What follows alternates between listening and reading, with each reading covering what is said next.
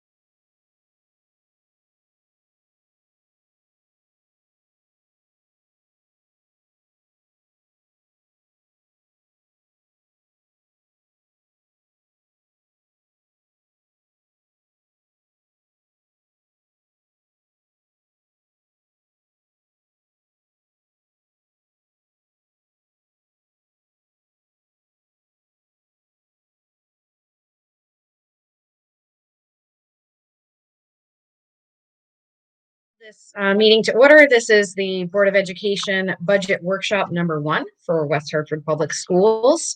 In lieu of attendance, I will just specify that all of the Board of Education members are here. All the elected members are here. And Lorna, can you lead us in the pledge? And then we'll... Certainly. Thank you. I pledge allegiance to the flag of the United States of America and to the republic for which it stands, one nation, under God, indivisible, with liberty and justice for all.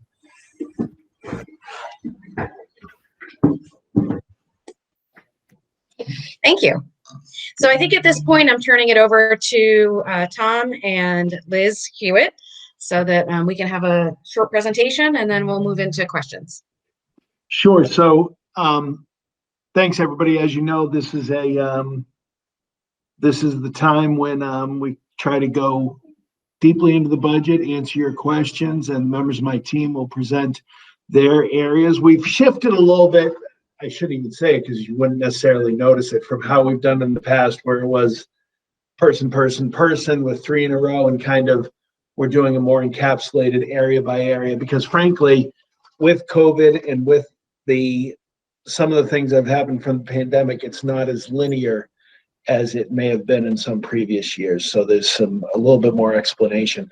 And even if you look at last year's budget, how we went through the budget, the adopted budget versus the final budget, and the actual real spending, and the money that then we carried over from last year to this year, there's a lot of working pieces to that. And again, happy to begin there. And just thanks for those of you that supported and stopped by the vaccination clinic. Vaccinated 750 teachers Friday and Saturday.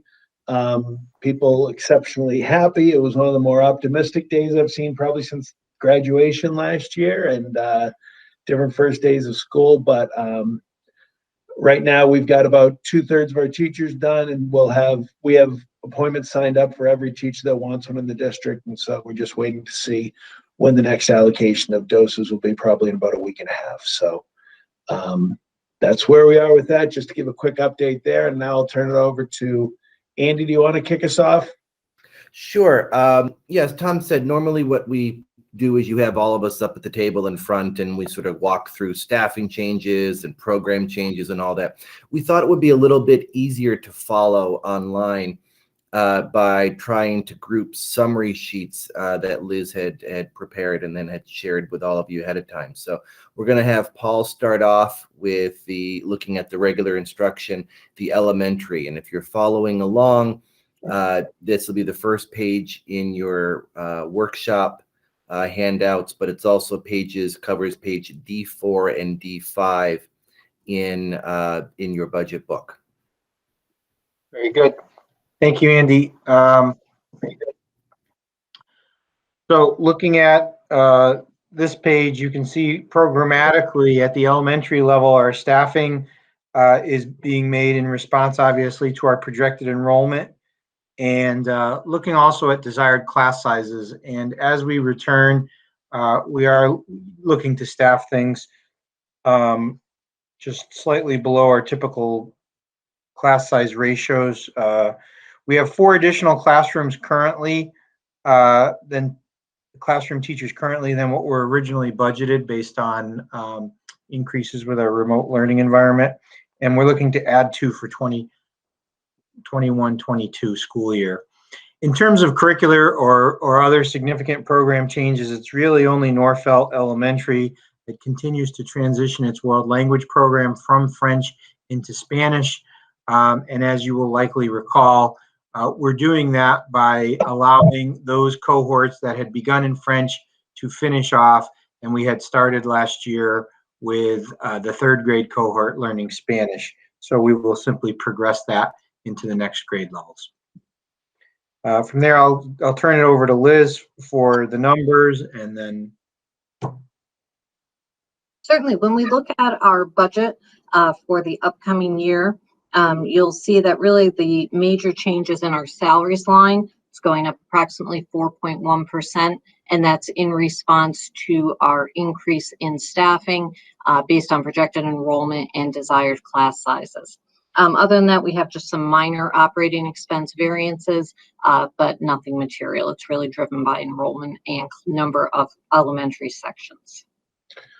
So one of the things I think it's important to mention is that this year's spending in elementary levels is we had smaller class sizes, yes, but we were able to offset that a little bit with our remote learning, where the importance of a small class size didn't have that same that it wasn't as imperative, not just because of the physical space, but because at the lower grade levels, they were meeting in shorter blocks with a class necessarily. So we're able to schedule a little bit more efficiently in that remote school than I ever imagined we'd be able to, in truth. I thought that number was going to be far larger, even at the beginning of August, especially since we were populating it in the last 2 weeks of August, first week of September. But we need to keep class size at the elementary level low. One of the things we have to remember is that elementary age children most likely won't be eligible for vaccinations. The most recent thing Dr. Fauci said is November at the earliest, most likely by January. So that is a pressure we'll still have at the elementary levels and the middle school levels in some ways at the beginning of next year. Now, if herd immunity is reached elsewhere, then that means you won't have that same the same case rate that we saw in our elementary and schools early in the year. So that could be off, but this is kind of a safe number we're going forward with, and that's the thinking there.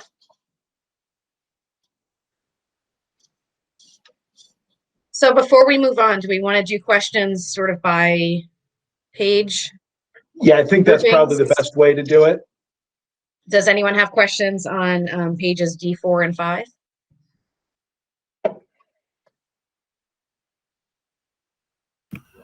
All right.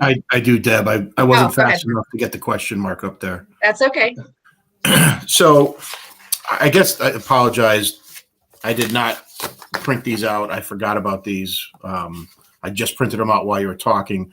But the 6 additional classroom, is that part of the COVID-19 with the off-campus people still going remote?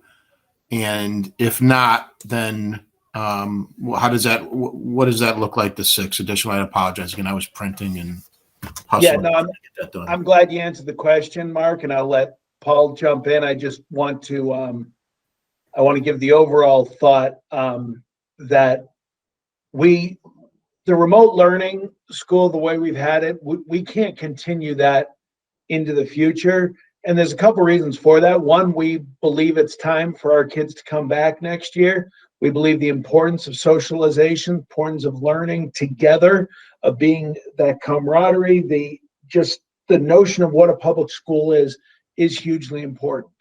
Now, there will still be some students with medical situations, and if the state says that there needs to be a remote experience next year, then ours would be a streaming platform remote from our classrooms. It wouldn't be what we have this year. We just, frankly, we couldn't maintain that. That was always, we tried to, with fidelity, to say this is a 1-year situation this year with that school.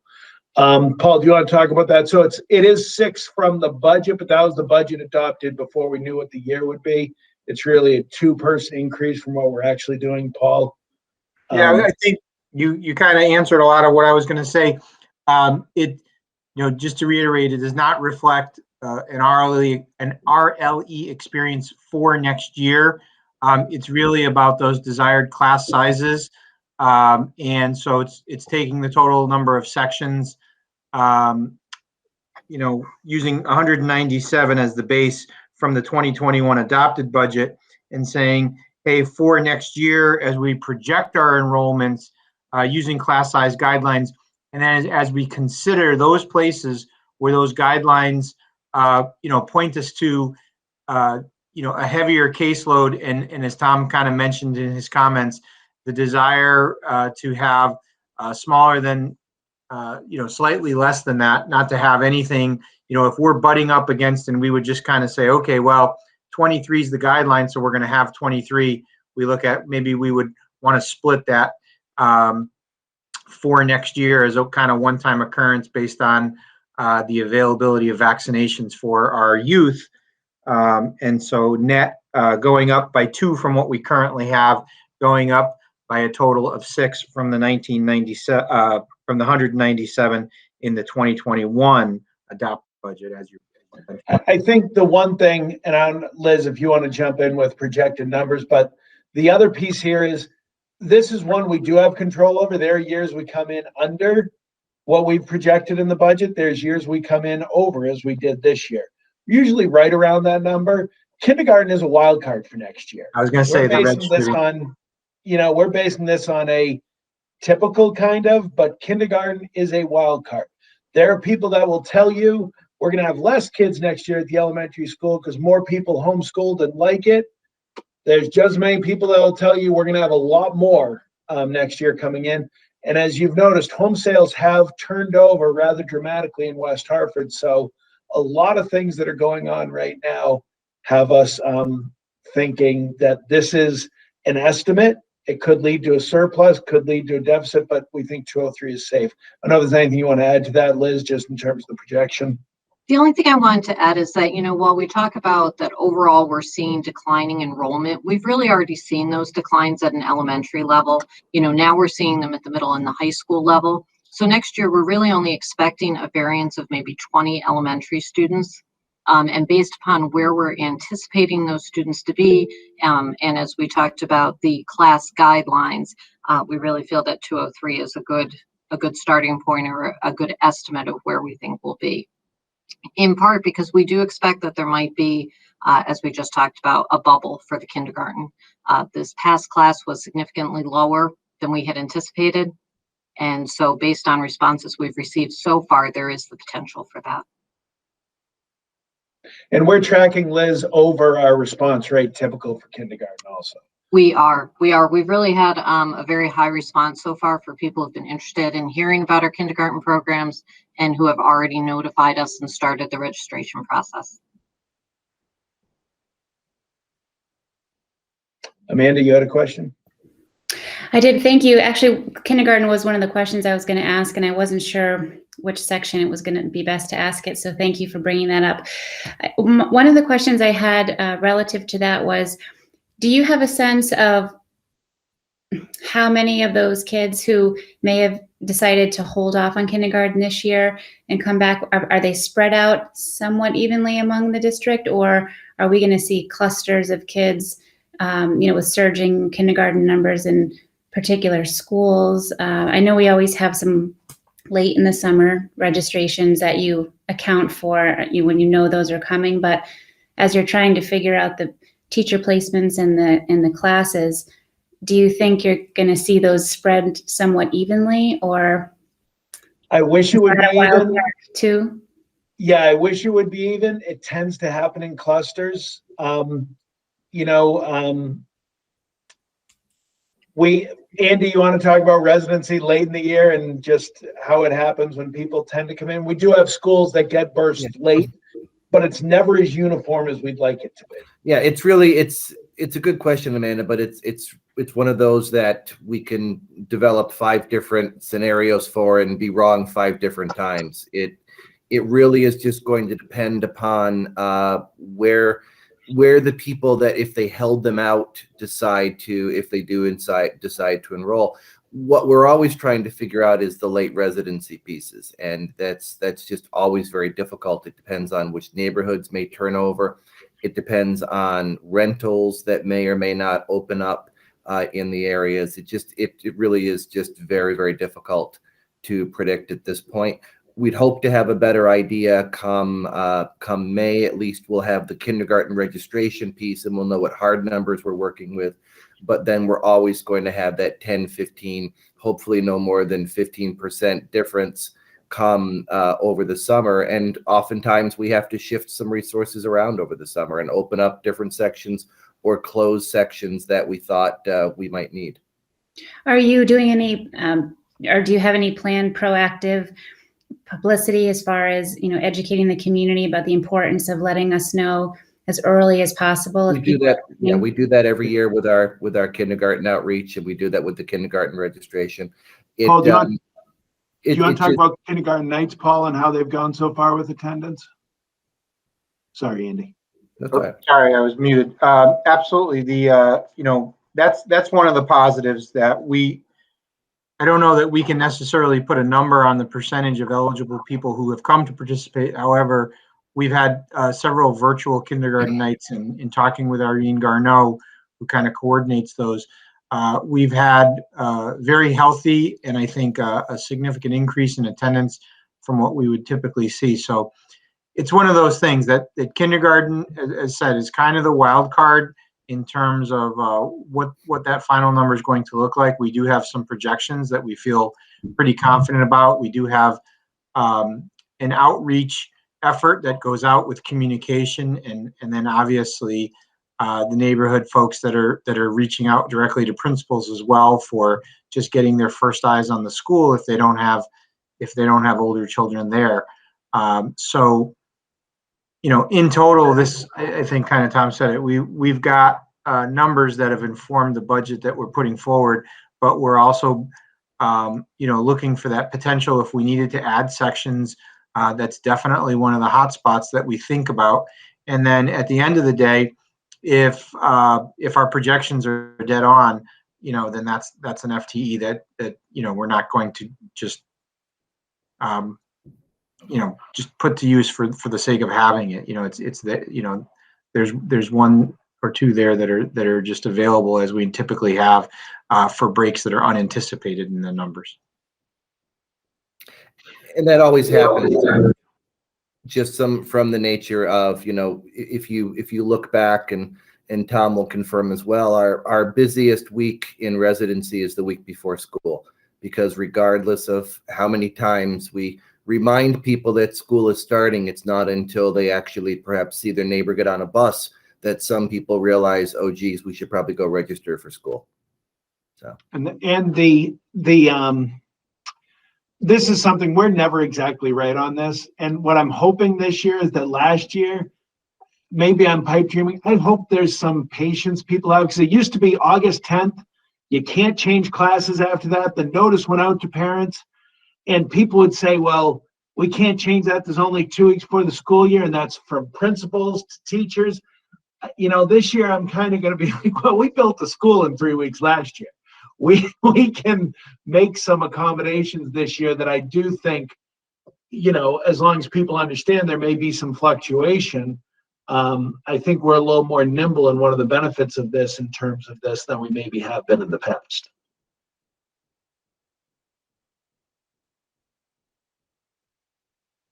Mark? Yeah, just to follow up, hey, Andy, too, for that declining or for the late enrollment that we get, maybe instead of sending out mailers and emails, maybe we have a bus campaign and drive buses around 2 weeks before or 3 weeks before August 10th and see the buses so people know that school's in. Yep. Be like a rolling banner. Yeah, it I is get, but- astounding every year. It's really amazing. And then we have people who don't enroll until school starts because they didn't realize that that was actually happening. So, And, But, then one of the cool things, Rosina actually does do a rolling bus tour with a lot of our open choice kids to show them West Hartford and their school, and brings that. I mean, you know, so it's actually not such a crazy idea. We actually do things like well, and that. we do it for our kindergartners too. Exactly, where they take a practice bus run. The incoming. I wouldn't mind being part of that. We could follow along or something. There you go. That'd be cool. Anyway, my question really is about because this is always a bone of contention every year, and it's the D word, the declining enrollment. And I just, maybe for the good of the order, the people that are listening, and I know you said it, Tom, but I just want to kind of emphasize it too, that these are projections, and that if we're looking at additional teachers with this declining enrollment, because everyone gets wrapped around the axle about that, and that we shouldn't be hiring more teachers, that this is a projection, and that if it goes one way or the other with kindergarten enrollment and middle school or whatever, high school, you guys adjust appropriately. And I just want to make sure that on the everybody next knows page, and on the next page, when we get to middle school, we'll talk about the decline in teachers, because, you know, I think one of the things people don't realize that maybe we don't get credit for, and maybe we don't talk about it enough, is every year for the past 5 years, we've had less teachers than we had the year before. We, you know, like I said, we've closed a Duffy and a half based on teaching staff, with 32 less teachers over the past few years. Now that time has kind of passed at the elementary, because the elementary stabilized. Now we're going to see that those cost savings and the right sizing of staff coming at the middle school level now, and then we'll see it in high school afterwards.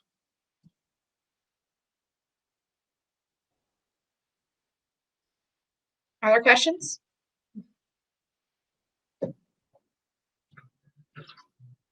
All right, let's move on. Okay, so here we're looking at the middle school page, and obviously the notable is that you'll see that overall we're looking at a decrease of 12.3 FTEs for the upcoming budget against the benchmark of the 2021. And those are really based on those program changes that you see. As you'll recall, Bristow is in its third and final year of a planned reduction, moving the team sizes down from approximately 140 to 105. And that plan was based on the fact that with declining enrollments as they hit the middle schools, we wanted to ensure that Sedgwick and King Philip did not suffer the full brunt of that and the impact that it creates on teams. But there will be, for next year, a reduction in the number of teams at both King Philip and Sedgwick.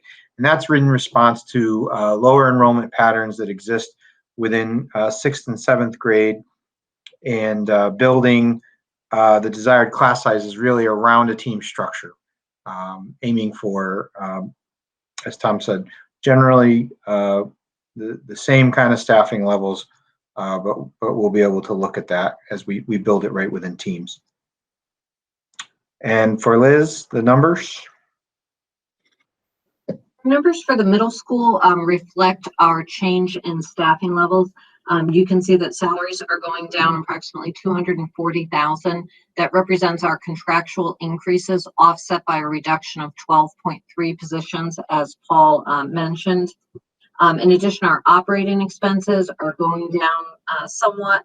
It's primarily in response to a reduced instructional supply line, again, based on declining enrollment. Schools are allocated dollars based on their enrollment, and so this follows along with that trend. Otherwise, there are no significant variances, but happy to answer questions. All right, who has questions on the middle school piece?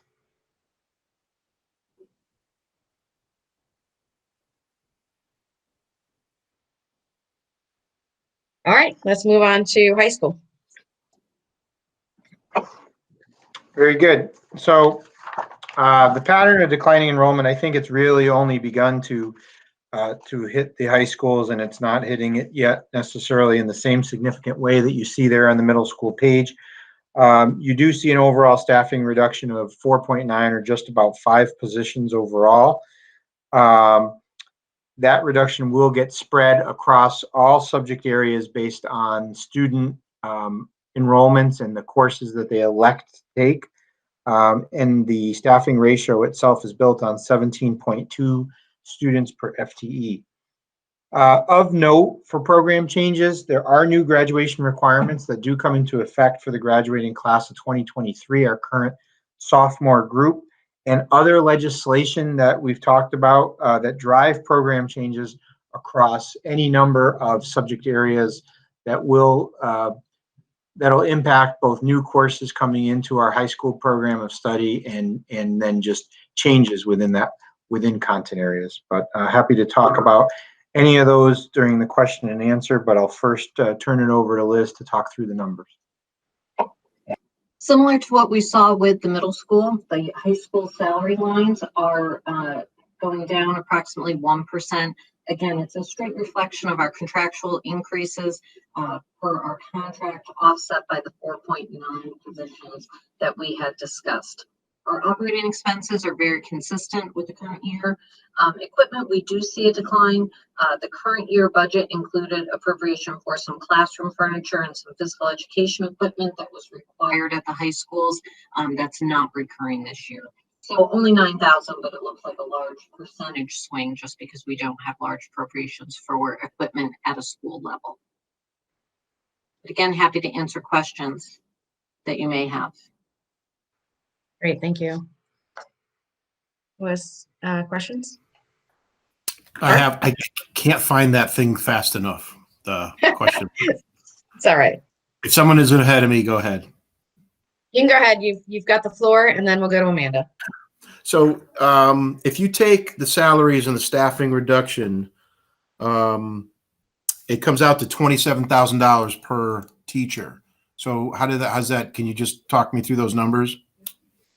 Certainly. So first of all, we have to look that we have in total 187 teachers next year that will all be getting the standard contractual increase per the West Hartford Education Association agreement. So it's approximately 3%, I think it is.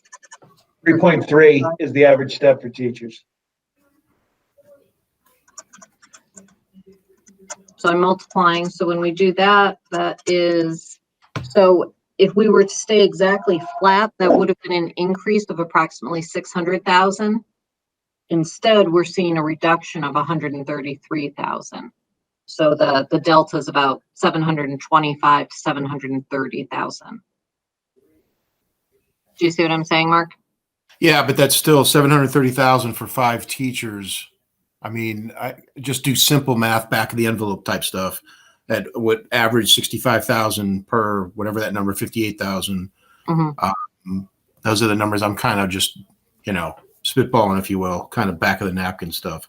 Mm-hmm. So I get the 3% raise, but if you talk about individual 5 teachers with 3% increases, this numbers in my head just doesn't.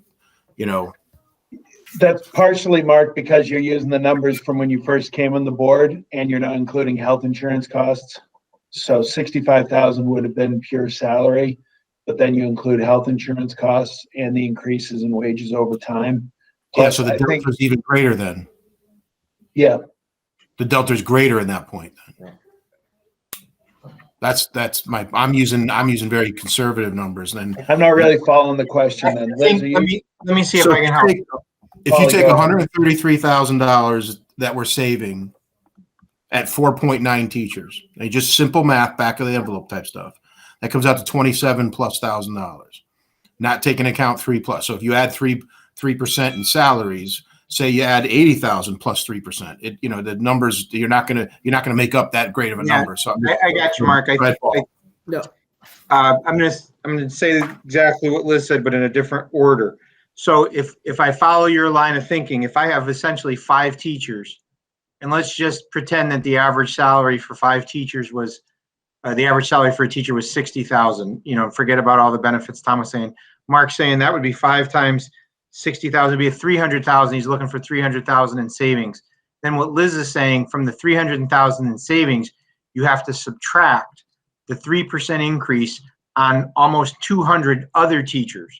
So that's where that 300,000 gets reduced down to 133,000. Mark, the 3% increase is on the 17 million of the salaries. It's not on just those 5.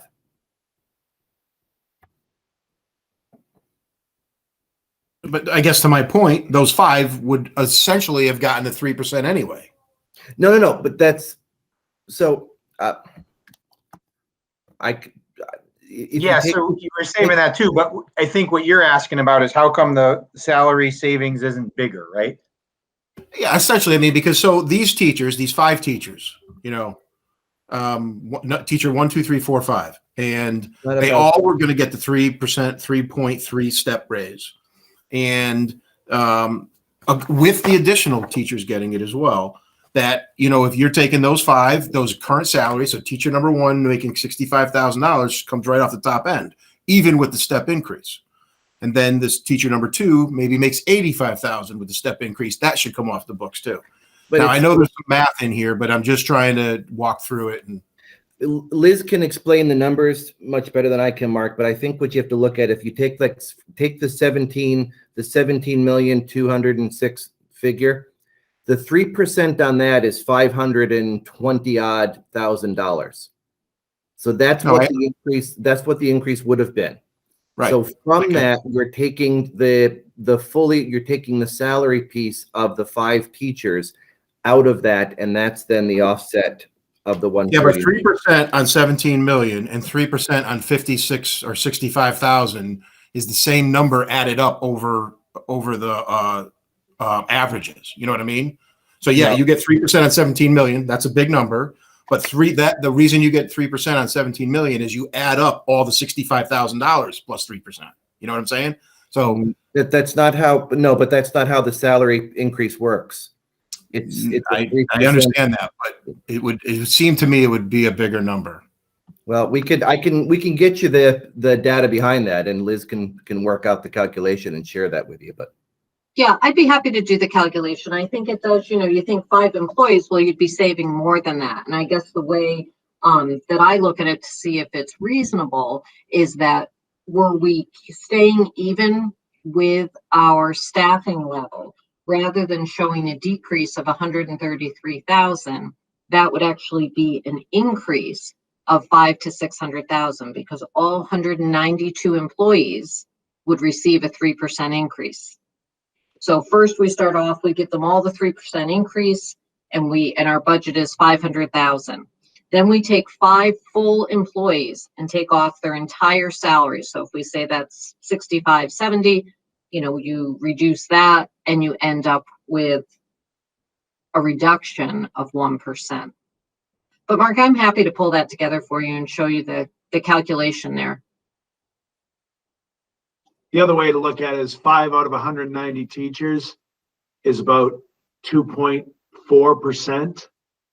And then 3.3% out of 190 teachers, and you take away the difference, and that gives you basically the 0.8 that you're looking at. So essentially, you're not adding the 3% that they would normally get. You're taking their old salaries. So 3% of those 3, I mean, you're talking about a grand total of like, all right, it's not enough to put into it doesn't really dramatically shift the equation. Okay. Amanda? Hi, thank you. My question is a sports related question, and I'm just wondering, at our second budget workshop, will we have a chance to talk to Jason or ask some more specific questions about coaches and just how they're going? You can ask those questions, but Jason doesn't really report to the board on the budget level. That's basically from me and Andy and if you have questions on the extracurricular level. So we can answer any of those questions. Okay, because I'm imagining the questions I have, if you'd like, would you like me to ask them now or in a different section? You can ask them now. Sure. Okay. And if you want, because they're so specific, if we can at least address them either tonight or at the second budget Sure. workshop, if you have to Yep. pull the numbers.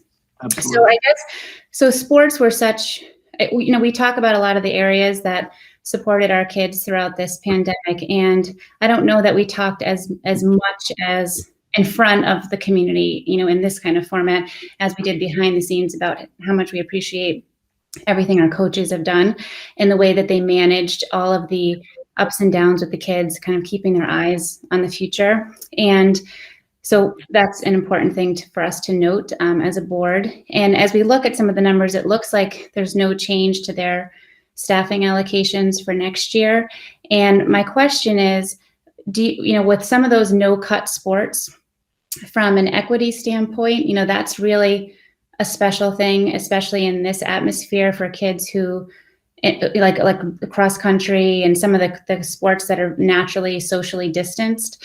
And when I'm thinking about some of the coaches and how they're staffed, have you considered or had any discussions about any swell that will happen in the fall for parents and who are encouraging the kids to get involved with sports, just as another support for mental health, particularly those no-cut sports? Yeah, I completely understand the point, Amanda. It's really a prescient take on that because we don't know. Those are the kind of shifts that during the course of the year, we would be able to allocate. I mean, that happens now where we get more students that come out for something and Jason will come to us and say, I need an extra coach here because we had so many students there, and we allocate that coach. Because we're not talking about $100,000 hit there. You're talking about a very small percentage of the budget, and that's something that that's where you get some of the interplay in budget-wise. Some years we're right at the number, and some years we get $500,000 surplus at the end, because we haven't gone through that.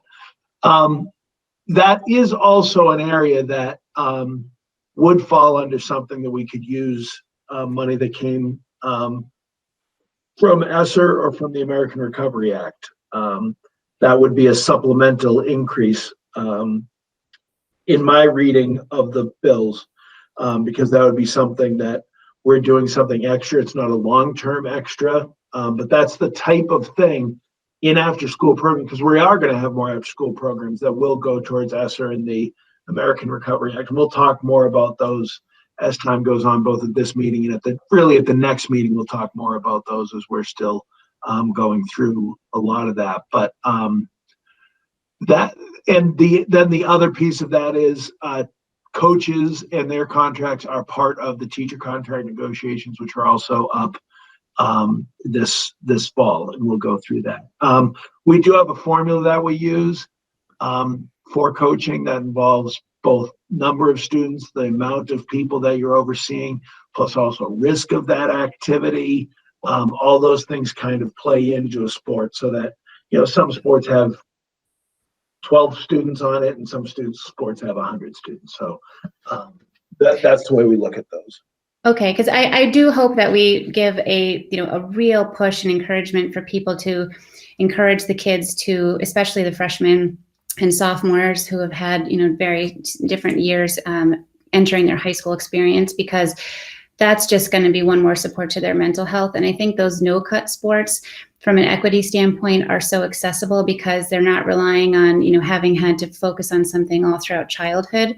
And I hesitated last year to talk about the cross-country team because I'm a cross-country parent. But having been through that now at Hall and seeing those numbers, it is something that I, just with my board hat on, I'm really concerned about if that particular team is staffed appropriately. Because I watched last year, and this is, I don't understand how large the Connard team is or how large some of the other teams are and how many coaches they have. But, they had upwards of 120 some odd kids. And then when soccer and some of the other sports did their final positions, the numbers swell up. And I think we were at, upwards of 130 kids. And, it looks like an entire town coming at you when you go to the invitationals and, have 3 people. So I would just understand that from I don't disagree with you. Part of the equation that goes into cross country, though, is the day-to-day coaching Yeah. isn't that coach with all of them out running. So it's the day-to-day coaching, and this isn't to minimize, but a lot of the times it's that group of 100 goes and runs, as opposed to I've got a group of 4 I'm working with, I've got a group of 3 I'm working with. So that is and by the way, that is not to say that we necessarily have the proper amount. That's something that different coaches also sometimes use, volunteer coaches and assistant coaches that come in that are really integral parts of the program. But I will be honest with you, it's never been brought forward to me as, hey, we don't have enough coaches here in all my time for cross It is country. something I hear about as a parent. So I just I don't want to lose track of that. And I hesitated last year just because I wanted to make sure that I didn't have I was not distracted with my own conflict of interest, but have gone through the full cycle, looking at, they have a MIT Mind coach on that data. And so, he's going through and calculating all the splits for the kids. And it's just an outstanding amount of time that goes into the way that they calculate and coach all those kids and communicate out. I'm sure that all of the coaches across all of the sports are doing a tremendous amount at home. So just looking at all of the sports, particularly the fall sports in both schools, I just hope we can have a close eye on that, in fairness to the coaches, but also just to make sure that, we can make sure that, and when we look at all of the areas that are important to us, I care a lot about the equity piece. I care a lot about the arts and music, but that sports piece, that is really important coming out of this pandemic. And I just want to make sure that we take some time to look at that closely. Couldn't agree with you more. Yep. Liz, and then Jason. I totally hear what you're saying, Amanda, and I think it's a really important. Sports are important generally, and I was thinking it could be a great way to get college kids volunteering, and especially depending on their major, it could be a great internship opportunity. So instead of increasing our staff, maybe we could use it as a way to provide opportunities for people looking for them. Yeah, and that has absolutely happened in the past with former graduates. The issue tends to be, are they close by?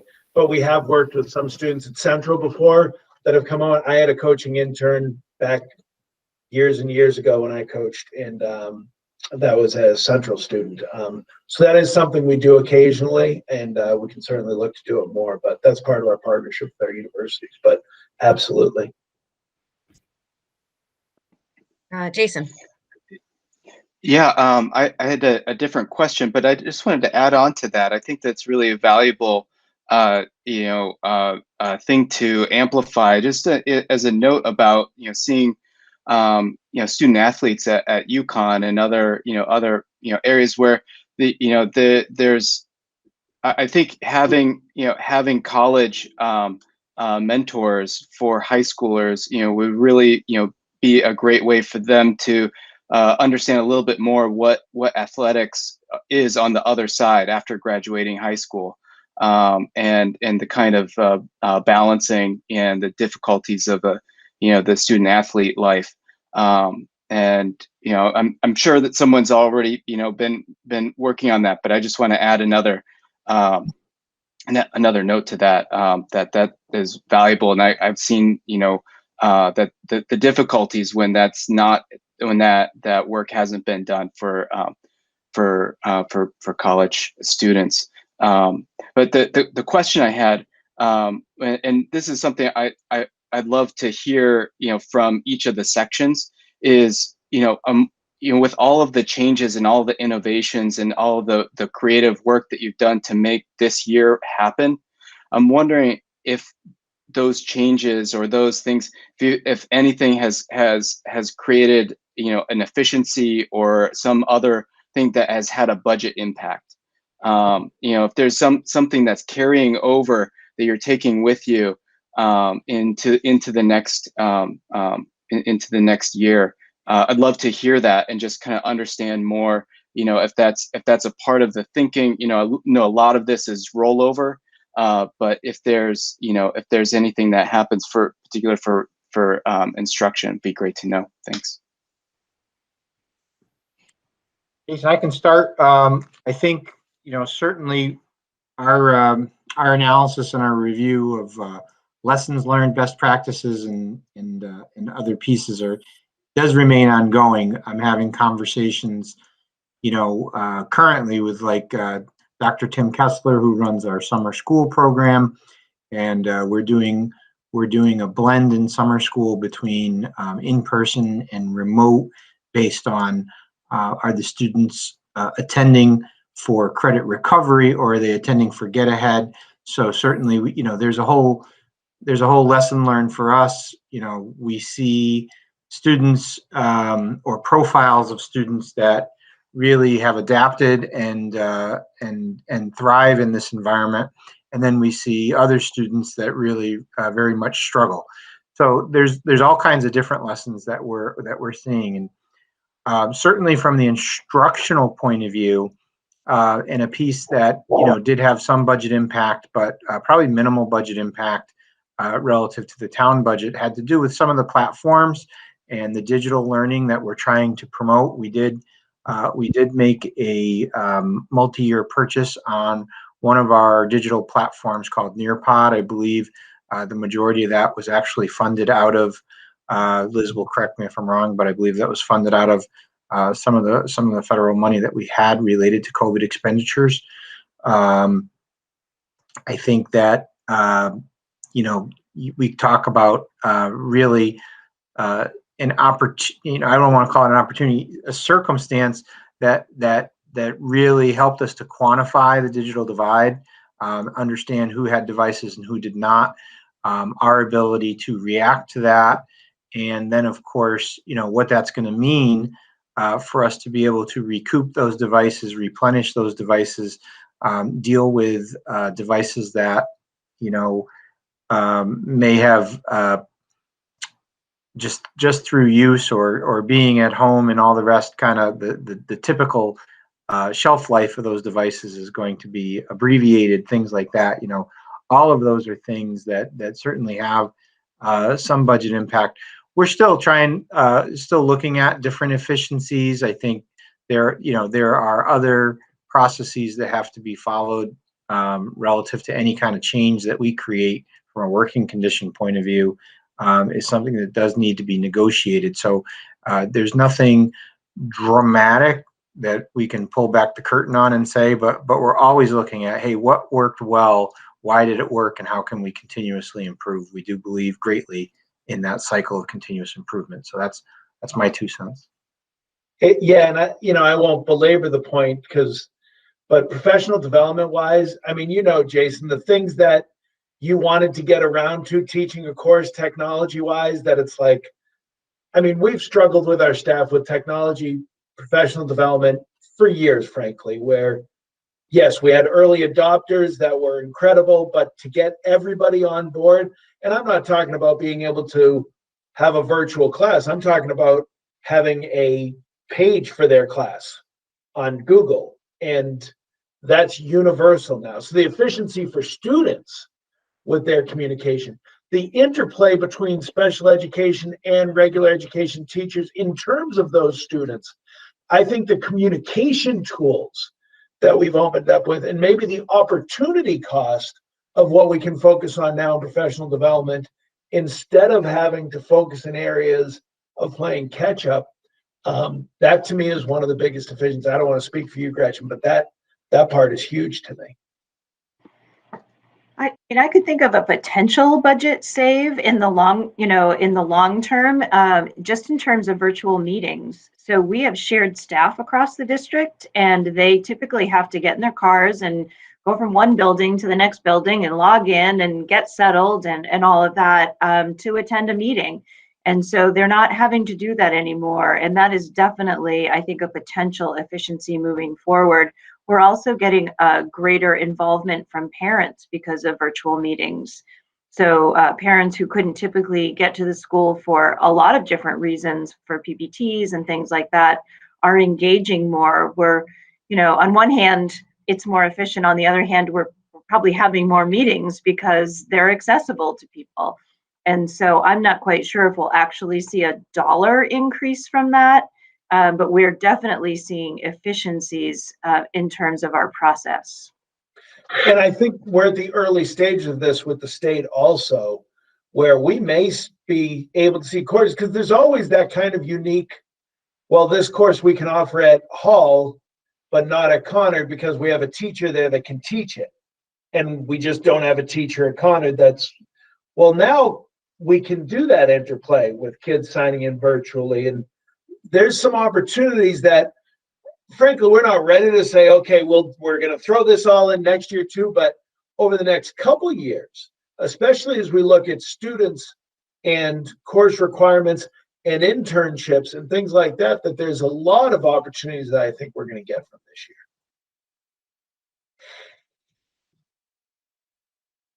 Thank you. Amanda? I just wanted to add one final comment about that was sports related for the high school level. When you mentioned some of the COVID funding, when we get to the piece about summer school, could you address whether or not we could even think about doing some clinics this summer that may not have typically been run, just across all of those this fall sports where it might be possible to do that. So, if there's kids who might want to try something that they just haven't had access to in their childhood, or could use some more time just as a way to get our kids outside and spending time, near other kids over that entirety of the summer so that, they're better positioned sports wise for the fall, but it also, serving their mental health needs as well. Is that something that we could consider? Because a lot of some of the things that the public might not be aware of either is that some of the coaches who are supporting all of our sports teams, if they weren't, positioned in such a way that they could keep a salary, there was a loss of income that happened in the late spring because sports weren't running, and that might be some way for them to recoup some of that they kind of budgeted their lives around in some way, but also helping the kids as well. So I don't know. There's two pieces with that I think are important, and that it's going to take some time to get to the point where I wish we had everything set and scheduled, but we just found out the amounts today. The CIAC did announce today that they're going to be running clinics for some sports during the summer. Those plans are in their infancy. So let me tell you the one real world problem with it, Amanda, at the high school level. I'm the soccer coach. I'm running a clinic. Your child comes to it. Paul's child doesn't come to it. Your child makes the team. Paul's child doesn't make the team. Paul's parents believe it's because they didn't come to my summer clinic and that coach wasn't getting the income from it. That's just the real world situation. We've dealt with it continuously year after year, where I'll be honest with you, I think the coaches are trying their best. They're saying we're going to have an open gym so kids can come play basketball, but that's the critique that comes in later. So there are certain things we also have to think about with that.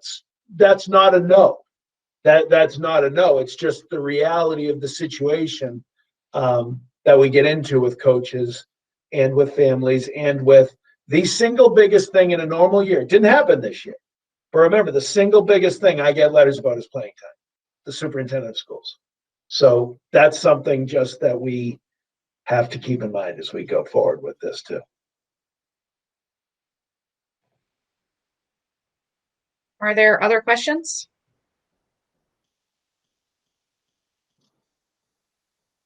I have a few questions, so I'll ask mine. And while I'm asking mine, if anyone else comes up with some, we'll move over to your questions afterwards. So I'll stay on the sports theme for just one moment. And since you mentioned that we might be able to use federal funds for additional coaches, is that something we could also do to temporarily reduce our pay-to-play fees, which I know is something a few of us on the board have talked about over the years? You absolutely could not, because that's in the budget, so that is a clear supplant. Except we would be reducing them so that parents would have, It's a clear supply. It's the same as saying I do it for taxes. You could do Okay. that, but you couldn't, it could not be that direct. Not according to the letter of the law. okay, I'm gonna think about a way to make it less direct over the course of the That's next few weeks. understandable. Because I know there's a few of us who have been working to try to reduce the fees for pay to play, and if there's a way that we could temporarily make sports more accessible, that would be great. And, my I agree with you 100%. I do want to also stress that people that come forward, we are Yeah. very generous with that. I do want to. Yeah. Well, There- Deb, if I you just remember, always worry that people don't think to ask for the help. completely agree. No one has been I'm turned not away saying- though, from participating in a sport due to that. but Deb, if you remember, I brought that very point to vote to this committee and it failed. No, it passed. It And then passed. It got the town council cut. Well, it failed. Eventually, However yeah. you want to say it, it didn't happen. My second question has to do with library media specialists at the high school. So right now we have 2 vacancies this year. Can we talk about that and whether we think we need to go back up to 4 to hire 2 new people to do that, or what some of the thinking is around that? Rick, do you want to talk about the vacancies and where they are? And then Paul, you can talk about the program. Yeah, so we had one clear vacancy with someone who had taken a unpaid leave of absence for the year, and that LMS, library media specialist, indicated on March 1st that she would be returning back to school next year. So that's one of them. The other position, we had moved someone into the RLE and moved an elementary library media specialist from school into the remote learning to teach in a classroom, so not library, but in a classroom. And then we moved a high school library media specialist from Connor down into that elementary position. So that's the other one. So that person would essentially go back once all these pieces, once we close the RLE, everyone comes back, we would be back to fully staffed at the library. Yeah, and then programmatically, I mean, the thing that I would mention is obviously our comprehensive high schools are, somewhere near 1,500 to 1,600 students. The 2 library media specialists sharing duties across the 8-period day, we had the ability to do that this year as we, saw the exodus of approximately 350 students from the high school setting, and then really we weren't utilizing our libraries the same way that they're utilized in a regular year, where students can kind of freely attend and do these kinds of things, with all the limitations on student movement and cohorting and all the rest, and really only 50% of our kids in attendance at any point in time. We had the ability to manage the library media program with one person. The return in the coming year, really represents the ability for them to engage in that curriculum, as well as staff and supervise the library, as well as work on particular projects with teachers across multiple disciplines, in the same way that if you saw any of the book collections or things that we do when we got into conversations about whether it's social justice or Black History Month, or it could be just that I'm a 9th grade teacher teaching something in my science or my modern world history class, and I want to be able to bring my class down there to do some additional work with research and what have you. And those are the kinds of services that those professionals provide. And given the size of our high schools, the 2 per school is something that we felt that we needed to be able to maintain in this budget. All right, great. Thank you. All right, any other questions on this set of pages?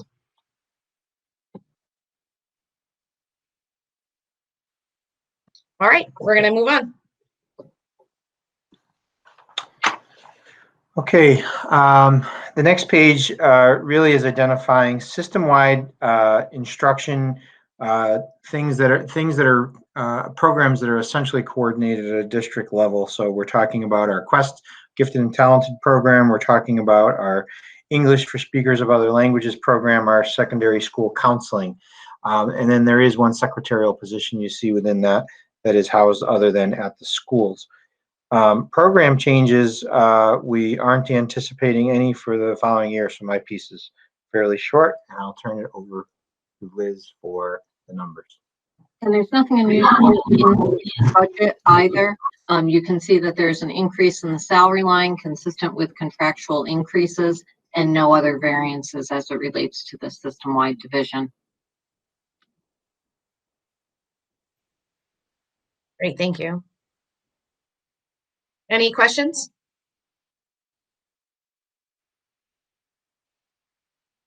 All right, let's move on. Oh, I think Liz is throwing a question in there. Sorry, I couldn't get my question up. Oh, okay, and you're not, sorry, Liz, you're not on my screen, so I didn't see that you were struggling with that. I was just wondering how these programs broke down between the different schools, elementary, middle, and high school. So, for example, the gifted and talented, there's 9 positions. So that's an elementary for sure, and then there's some middle in 6th grade. Yep, maybe? Absolutely. My apologies, as I should have given a little more detail on that. So I'll go through each one. So Gifted and Talented, our Quest program is both an elementary and a middle school program. We begin servicing students within grade 3 at the elementary school and continue to service them through grade 8 at the middle school. When students transition into the high school, they are basically typically accelerated and or they're engaged in, you know, if I were just generally motivated, interested, gifted learner in whether it be languages or something like that, I would simply select my courses at the appropriate level and the appropriate number. We have many students who take multiple art classes, multiple music or world language just based on those kinds of interest. And we have a very, we feel that we have a very wide array of courses that we satisfy those needs at the high school level. At the middle school level, just to add some detail there, the delivery of services generally happens in lieu of the learning lab. And then at the elementary level, the delivery of services happens as a pull-out instructional period separate from, you know, just pull you out of another block. Typically, we have general quest, and then we have math quest, and then we have an art quest that actually happens after school. For ESOL services, that is a K-12 program. ESOL is not defined at the state level for pre-K, and a lot of that has to do with early language acquisition, and you know, there aren't necessarily measures for that.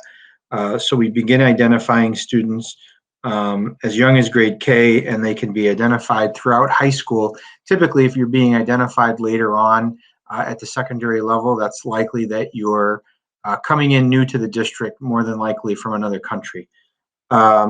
Students in ESOL that identified as English learners will receive additional supports in developing English language proficiency by trained professionals and backfilled by support with trained tutors. As I said, that's a K through 12. You exit ESOL based on your performance on a state assessment called the Lost Links. We're actually ongoing with that testing currently. And we do have some students who achieve a certain level of language proficiency that they're certainly able to you know, speak English and be understood and understand what others are telling them, but don't necessarily haven't passed the Lost Links. And at times, those students may decide on their own that they wish, while eligible, they wish to refuse services, but they are still qualified to receive them until such time that they pass the Lost Links assessment. Our counseling program is a 6 through 12 program for school counseling. We obviously provide supports to students in the elementary school, but that's just budgeted and serviced under under Gretchen, under our school social workers and school clinicians. Counselors, and the developmental counseling program begins in grade 6 and goes through grade 12. Okay. Thank you. Any other questions?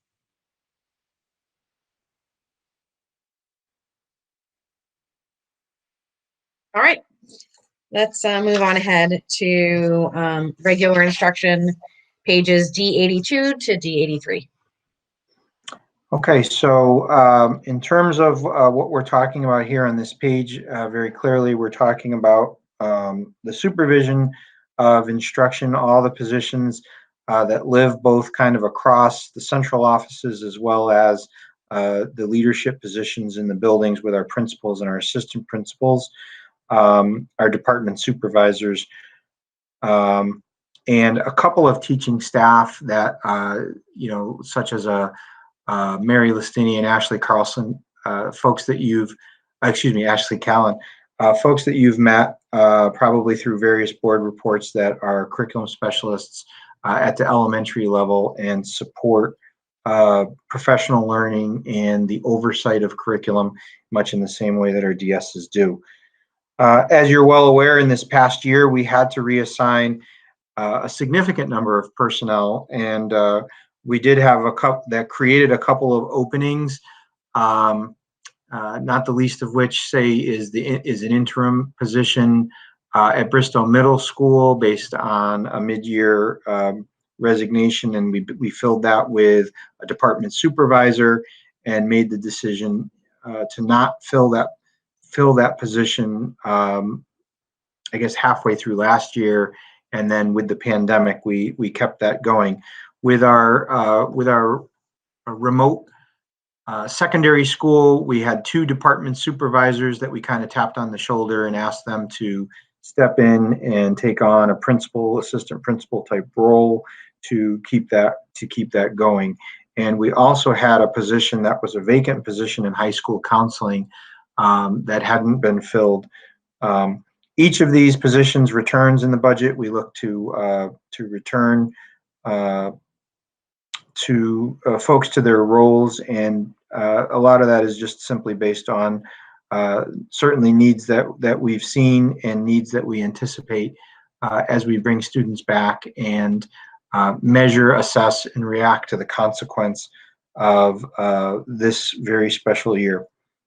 So that is the general overview, and I'll turn it over to Liz for numbers. From a budgetary standpoint, we see an increase of 2.5% in our salaries based on our contractual wages and step increases. On an operating basis, you see there's an increase of approximately $30,000 or 1.6%. That is specifically due to textbooks that we need to replace and buy in the upcoming year, as well as some annual software fees for some of the academic software that we use and have expanded our use of over the past year. Happy to answer detailed questions either on the program or the numbers if you have them. Great, thank you. Before I open up for questions, Paul, can you just tell us one more time who the 3 department supervisors are that are not in place right now? It's social studies, counseling, and what's the third? Technically, we have a total of 5 not in place. Yeah. Social studies, English language arts, school counseling, science, and math. Between the interim placement for Bristow Middle School principal, and then an end-of-year resignation in English language arts that just based on the pandemic, we kind of, by the time we were looking at that, we knew that we were standing up the school. We were going to be tapping people to fill in. I think there's a 6th because we had a world language department supervisor filling in for an assistant principalship at Hall. There's so many of them filling in different things. I've lost some track. So really we had kind of anywhere that we had 2, we had folks that were filling in or a position position that may have gone vacant this year, with other folks stepping in to try to pick up those duties as best they can. For instance, with our school counseling, we kind of tapped a shared responsibility between Ed DiDadio and assistant principals at both Conard and Hall, as well as some lead counselors. So it's kind of been a patchwork to keep everything running this year. And I before we get to questions on this, I do want to just thank people in a way that we haven't gotten to really this year. People stepped up this year and took jobs outside of their comfort zone. We know we needed help at the secondary level. Tim Kessler, science department supervisor, stepped up. Michelle Graveline stepped up and moved into those roles completely from math department supervisor, which left one person to be the district-wide.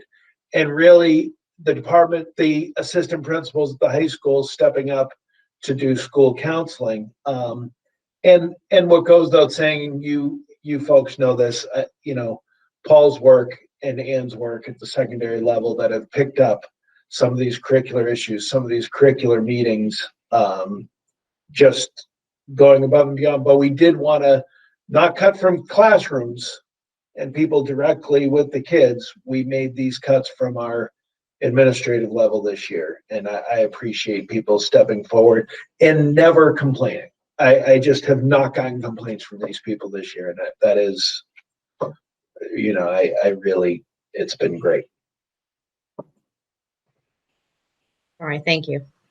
Amanda.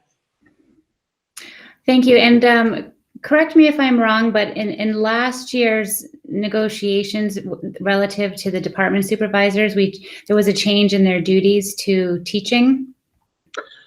Yeah, they were going to be teaching class this year, but since we ended up moving where there was only one department supervisor universally, they weren't teaching.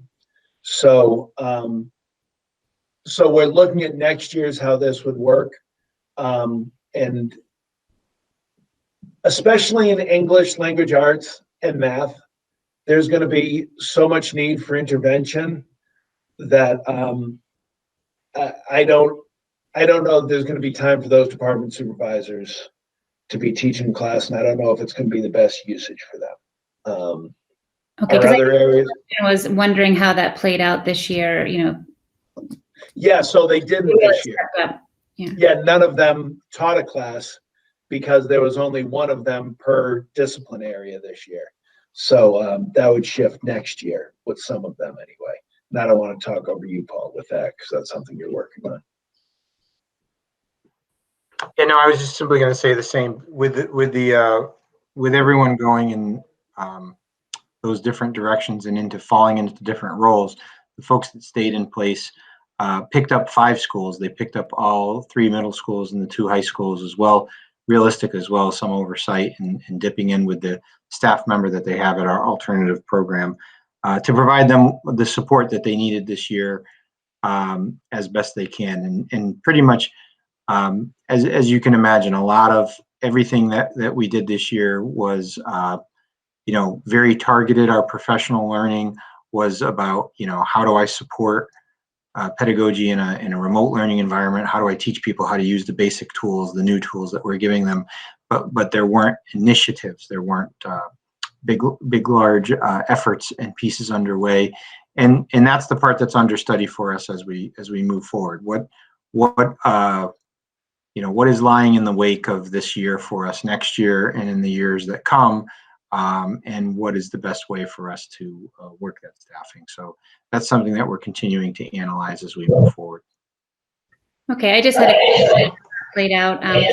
Especially in the music department, what they had to do to research with the faculty, how to actually keep the music program running was very significant. So also just wanted to recognize their work because I know a lot of the kids, especially the kids who aren't doing sports and aren't doing other things, that was a real lifeline for them. Yeah, I can only echo Tom's support and appreciation for these professionals. They have really stepped up, and not just those that went into the positions, the folks that picked up the pieces to run the whole town. And certainly in times when they hadn't. I think Andy Mayo has seen challenges like never before. He and Dr. Morrow have become best friends in terms of social distancing and all kinds of pieces with singing and ventilation and all kinds of things. Great, thank you. Other questions on these pages?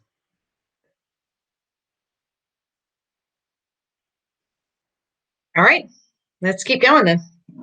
Very good. So that concludes the regular instruction piece, and now we move on to pupil services. All right. Hello, everybody. Hi.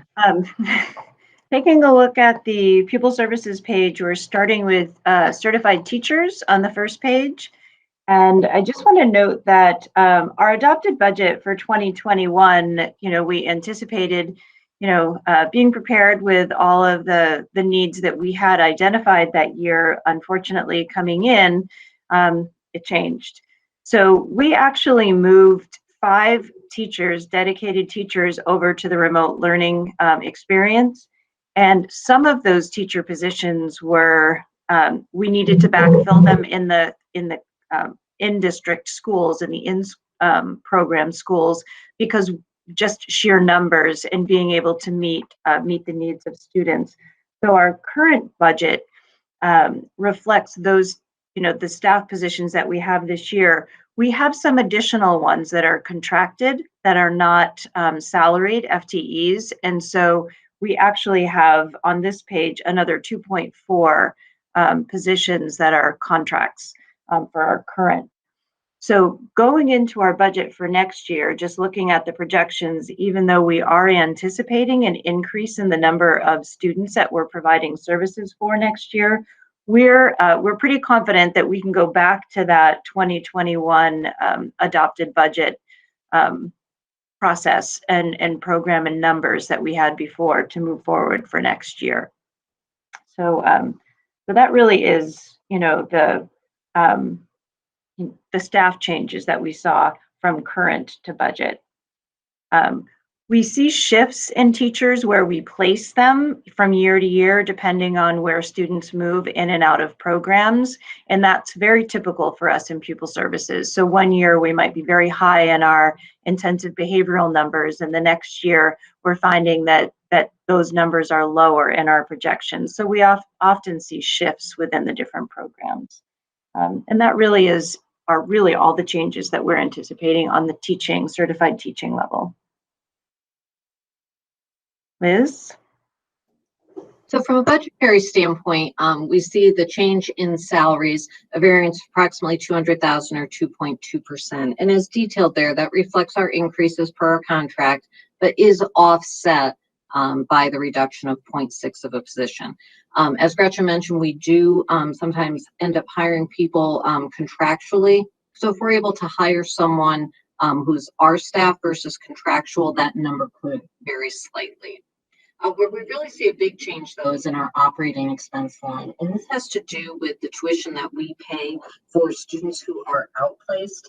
Tom talked about this in his presentation of the budget. We are seeing really a combination of 3 factors. We're seeing an increase in the number of students who we are placing out of district. We are seeing an increase in the tuition cost from those schools. And the state caps the reimbursement that we receive. We are supposed to receive reimbursement of all costs that are over 4.5 times our expenditure per pupil, but we've been receiving only a portion of that. As recently as maybe 2009, we received 100% reimbursement. We're currently down in the 70%. So we see an increase there of approximately $1 million, really driving the increase in this area. And I'd be happy to answer any questions. Questions? Amanda? Yeah, And then Lorna. One of the questions I have about this area is, do you notice that the outplacements have a consistent increase in their consistent percentage increase in their own tuition, so that when you're forecasting out, because it seems like another wild card where if we're at the mercy of the tuition raises in all of these other institutions and programs, then that really does have a direct effect on us. I mean, this is a really expensive It is. Which of course I know, and I think it might be worth just giving people who are listening, who are trying to understand what we mean when we say out of district placement and tuition, some of the reasons, or what does that look like for why a child would need to be placed outside the district, because I know that you work very, very hard to keep the kids in the district for their own care, so that if you do make the decision to go out, it's one of the last resorts, but very, very expensive. Thank you. Those are all really good questions. So it is a very expensive endeavor, and I'll answer the first part. We typically, out of district placements, we see an increase of 2 to 3% of tuition over the course of 1 year to the next. So that can be a large amount when we're talking about a high dollar figure. The other thing that we're seeing is that not all of the out-of-district placements have their own in-house people, and they often have to contract their related services. So for instance, if a student is placed at a particular school and they don't have their own occupational therapists or BCBAs or psychiatrists on consult, then they have to contract out with another organization, and that organization has the right to raise their fees whenever they want. And that the school itself doesn't have a lot of control over that, and neither do we. And so that's kind of that's a difficult thing to track, and it's a really difficult thing for us to predict when we're looking at an out-of-district placement. But to get to your second question about why we even need to go there, we have some students whose needs are pretty significant, and we are not able to program for them safely in our buildings. It's primarily around behavioral dysregulation, oftentimes, and a very significant support team with highly specialized skills is required to meet that student's need. But we also place students with the understanding that we're working with this out-of-district placement in order for that child to gain the skills they need to come back to us as soon as they possibly can. And so it becomes a three-way partnership between this school, between us and the parents, to really help that child learn the skills that they need to come back and participate with their peers in their community in the safest way possible. So those are our younger students that are primarily placed for those reasons. Sometimes there are very complex needs that involve safety, but they also involve very, very specific academic and cognitive programming. And so some of our most complex cases are students who need both, who need significant safety support as well as support in learning. And then for students who are placed at a higher level, middle schools and high schools, we're seeing again the need for placement around safety. Not as much academics. Academics we do really, really well, and we're keeping our kids in district to do that. But it's primarily when it becomes a safety concern. And if I could, the one thing I'd also, just in terms of efficiency, because we don't think of it this way because we've had it, but our Strive program is a unique program to West Hartford. We've actually taken tuition from other districts occasionally when we have room there. If we didn't have that program, we'd be talking about 40 more outplacements. Our post-secondary program, if we didn't have that program, we'd be talking about even more outside placements. So we actually, even though we see this increase, we have more programs in district than just about anybody else for these type of programs to keep kids in place. So two other programs, Tom, are our SEP program. So our students who are really working to become more actively engaged in their school program, we do have that, and that's saving some out of districts. And then our elementary intensive academic programs at the 3 program schools, the quality of support and the success that we've seen over the last probably 5 years in those programs are also keeping our kids in district, where in the past a number of those students would have been referred to an out-of-district placement for that intensive level of instruction. Thank you very much for that, because what I was wondering was, from a strategic standpoint, thinking in the years ahead, is it going to make sense for us to start having conversations about building those programs in district for the benefits and health and wellness of the kids, so that they're not going into further traumatic situations, having to go into unfamiliar programs, but also so that if we do see this as a continuing rising need and we don't have control over the increases of these tuition-based programs in other areas, and there's so many other pieces that can really affect us, is it going to make sense to start looking at some of those things? Because this seems to be something that's going to be a special part of the services that we have in town, but something that could also be a revenue generator while meeting the needs of kids. Do any thinking about that yet? Or, I mean, I know that's absolutely program. We're always looking at ways that we can increase and improve and enhance the types of supports and interventions that we provide for students. There are some lines, though, in terms of some students need a combined academic and medical model that as a school district, we are limited in what we can do in terms of the medical model side of the interventions. And so that really is where the more extreme cases are. But we're always looking for ways to enhance and improve and start earlier, so that our students, later as they move through the grades, don't develop the need for those measures in an out-of-district placement, that we're keeping them with us. So it's always something that we're in constant review of, and what can we do? Because we know, and we might be a little boastful, but sometimes we do things a lot better than some of the schools that are out there. We need to be very careful when we're placing students and when we monitor them, to make sure that the programming is provided with fidelity. And sometimes, we can offer more, and so we bring students back. And that is something, I'm glad Gretchen brought that up, because that is sometimes a disagreement. We've gone to the Supreme Court to defend our Strive program and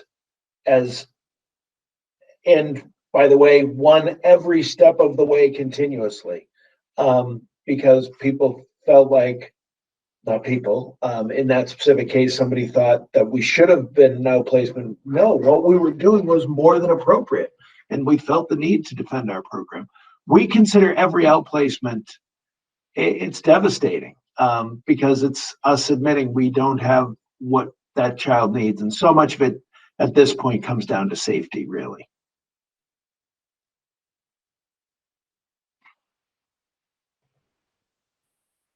Lorna? Yes, thank you. Two questions.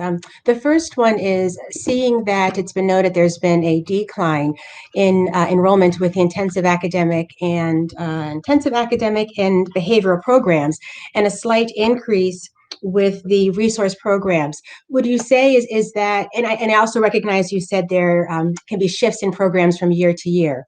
With that, would you say that there can be a correlation in the direction in which it may shift, or are they mutually exclusive?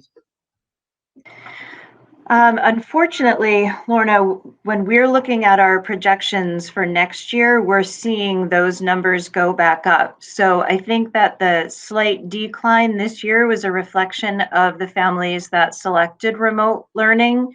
And also definitely reflects our increase in out-of-district placements, which is why we saw the intensive behavioral numbers go down a bit. So they came from our program and they went into an out-of-district placement. But as we're looking at projections for next year, and I don't think you have this, but I have it sitting in front of me, it looks as though we're going to be going back up to 224 students in our intensive academic programs. We're going to stay about the same in our intensive behavioral programs.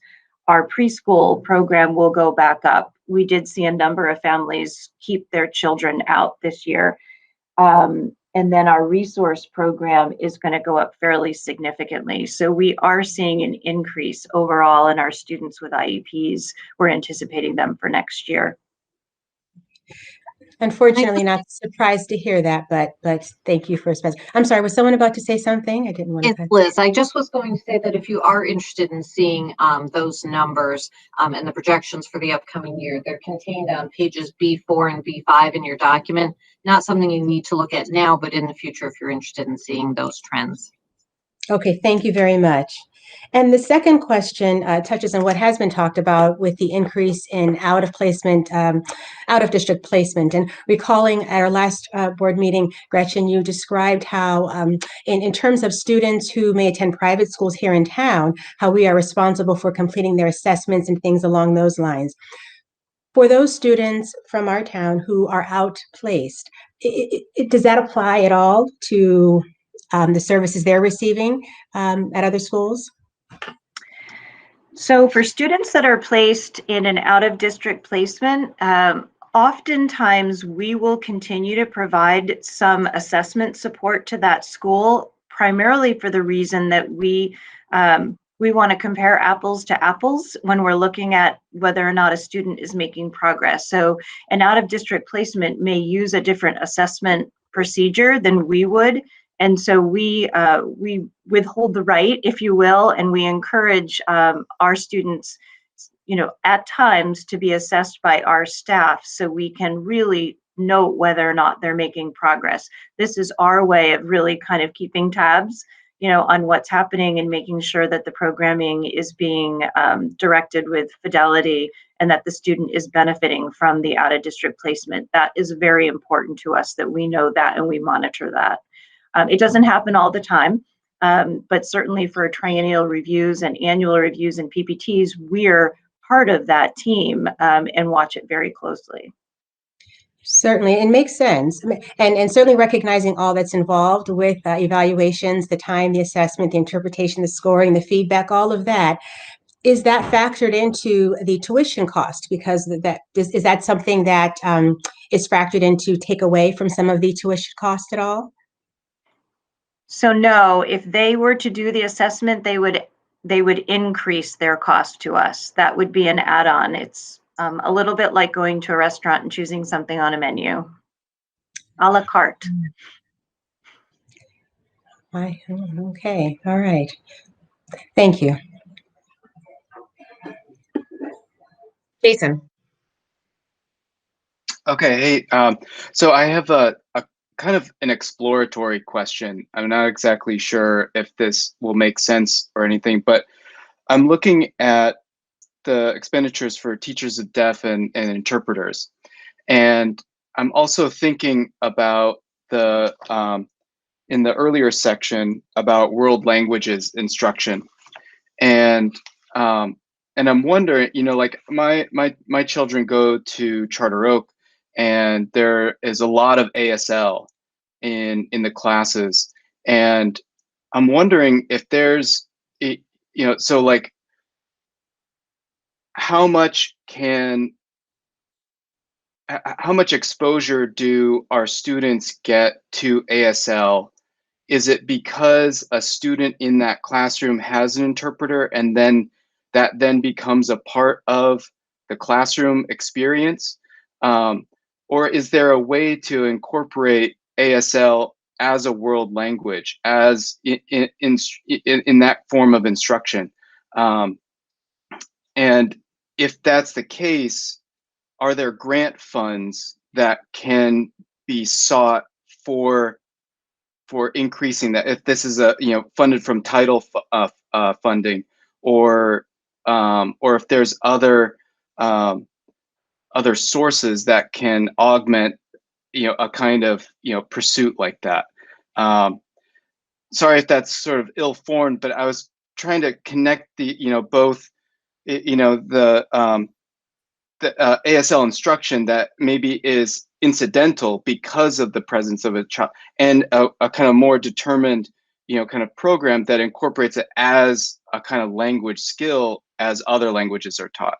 So if I could jump in first and then turn to you, Gretchen, because there's two components. if you want to observe one of the coolest classes at our high schools, ASL has become one of the most popular courses we offer as a language course. It's gotten exceptionally popular. The interpreters have a job while they're there. It's to interpret for that child. So they can't teach at the same time, nor are they certified teachers. But what you're talking about is exactly right, how we inculcate that into the classroom. At Charter Oak, we've kind of made that a focus. So it's not as direct as maybe you're suggesting, not that it couldn't be over time. One of the biggest difficulties is finding ASL teachers that are certified instructors. So sorry, Gretchen, but go ahead. I wanted to set you up that one. That's okay. I actually think Paul would like to jump in first, and then I can talk about the difference between interpreters and teachers of the deaf. Yeah, I was gonna certainly ask Gretchen to make that distinction. I simply wanted to share for anyone our world language pathway, as it recognizes American Sign Language as a language, is a 2-year pathway that exists within our high school. It is also, you may recall, the language that we are bringing in to our REACH program, because when we get students into that program, they can come in and maybe they've had experience in Spanish, maybe French, maybe Chinese, maybe nothing at all. So we needed a high engagement class that also that could accept students from a variety of backgrounds, and it's proven to be, as Tom just kind of mentioned, phenomenally successful. But I know that that's just a tiny little fraction of what Teachers of the Deaf do, and I'll let Gretchen talk about that. Thank you. So our Teachers of the Deaf are employed to work with our students who are deaf and who have a hearing loss, who have an IEP or a 504. They are essentially specialized special ed teachers. And so they provide that specialized instruction for those students who need that very specific skill development. They also have an area of specialty in that they can monitor, maintain, and do some work with the audiological equipment that a number of students have. Also, students with cochlear implants, they have very specific skill-based instruction that's used with students with those implants. And the interpreters and language facilitators that kind of fall under the pupil services umbrella really are strictly to be there for that particular student that they're assigned to. And so, you know, with the Deaf Bill of Rights, students who are deaf or have a significant hearing loss need to be with other students who are also deaf or have a hearing loss. And so we see clusters of students, and sometimes we need to help families make a decision about where their child needs to go to school so that they can be around other students that are deaf. And so Charter Oak has a larger population of students that are deaf or have a hearing loss, and Juan Milian has embraced this group of students in a way that is just incredibly heartwarming, and took it upon himself to adopt ASL as one of the world languages there. And so as part of that, he's really brought ASL as a culture into the school, because there are a lot of teachers there, there are a lot of interpreters there, but most importantly, there are a lot of students there, and it's their home and it's their community. And so it really works. It works there, and it works in other schools as well, but that just happens to have a higher population. And a lot of those students kind of travel with each other onto Sedgwick and then onto Conard. You know, so we see that there's a really good peer group among those schools. And we're jumping ahead a little bit because it is the next page, but when we look at the numbers, Jason and Liz, because last year, I'm not sure when we went through this, but I think we presented last year the student population of deaf students in West Hartford, and was as large as the next 9 Derg B communities combined. Still didn't equal West Hartford's population. Part of that is having American School for the Deaf here in town. It's a large part. So that's another benefit that we have. You know, you could say it's a pressure, but it's a great benefit for our kids. Hmm. Yeah, thank you. I didn't mean to suggest that the instructors and the aides for the students, should be doing other jobs as well. Didn't mean that at all. I'm trying to reconcile, the different locations in the budget, and where do those, where can programs be accelerated, and of course very supportive of the model that we have here.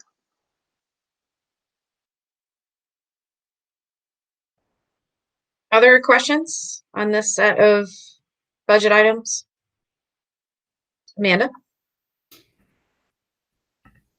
So I just have one lingering question so that I can be spinning it around in my mind over the next several months. If there were programs within the special education budget that would be candidates to bring in town, and I know it's not this year and I know it's not next year, but as we're looking at things and we need to start identifying things, are there areas where that could be a reasonable thing? Because I'm thinking about all the things that are attached to that. So if you're bringing a service in town, I know there would be an initial investment in that, but if you could use it as a revenue generator with the extra spaces that wouldn't be used, when our kids fill what they need, if we could take kids from outside the region, then we would also be reducing the transportation costs that are associated with when our children need to go out of district. Is that even a reasonable thing to be considering? And I know there's some overlap there with the town, but that's a solvable problem. There are definitely programming options that we could look into moving forward. One of the things, that always comes up is space. Is there an appropriate place, appropriate school for that, staffing? And you're right, there are startup costs to that. And we've experienced that 2 times in my tenure here, and that is with the school engagement program. And then also increasing and expanding our post-secondary options. And so those are 2 things that we've put in place to really improve and enhance programming and keep students in district. There's always more. There's always places that we'd be willing to grow. Pupil services, we're always coming to the table asking for more. So yes, we have no problem doing that. But there are definitely, I think, pockets of programming that we could really look at moving forward, to have in-house. Because if this is going to be something if we are a destination district for special needs education, and then when we start looking at all the different parts of our budget that are going to rise legally with that, it is a really serious thing for us to start thinking about, because otherwise it's going to be something that we can't keep up with. So if there's any way that we could get ahead of that and be thinking about what we would need to do to build out some of those programs, it would also be better, I would imagine, for the kids, because then they're, and access for the parents and making the whole thing easier. I just was trying to get a read on if that's a far-fetched thing or if that is something that we could reasonably take a look at over time.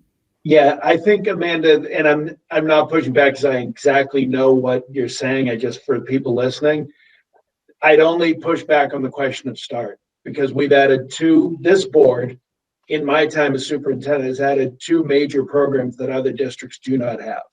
I mean, what we have in our post-secondary program with a culinary class component of that, we have another plan with that we're going to expand, but we don't want to let the cat out of the bag yet, but before the end of the spring, you'll hear something else with that program. And then with our school refusal program that does not exist. Gretchen, is there another district that has that, where we had 50 kids at various levels of refusing to come to school? And now we're down to, a much smaller number, but those kids are working. So that's just in the past 5 years. So we continue to do that in addition to the STRIVE program, in addition to the STEPS program that leads into STRIVE, which was added 7 years ago, probably. So this is something that we continue to do. Basically, every 2 or 3 years, we've added a major special education program over the past 7 or 8 years. Well, I guess what I'm talking about is if instead of us being in a position to pay out of district tuition, if we were positioning ourselves to actually be receiving out of district tuition by having open spots that are not filled by our own kids. So if we had, I'm just picking it, say we had 50 kids in a highly specialized program in a space that was appropriate, but we had room for 25 more students from surrounding towns, then we would be receiving their tuition, and then we would be saving the transportation costs that would have cost us to go out of it. That's what I'm thinking. I'm like, how could we control this as it goes throughout the years, but also create be a revenue generator? We currently have one tuition student in our post-secondary program, and the goal was to grow that before the law changed, and now we have more students in post-secondary. So, so we're rethinking that model, but that was definitely something that we were looking at.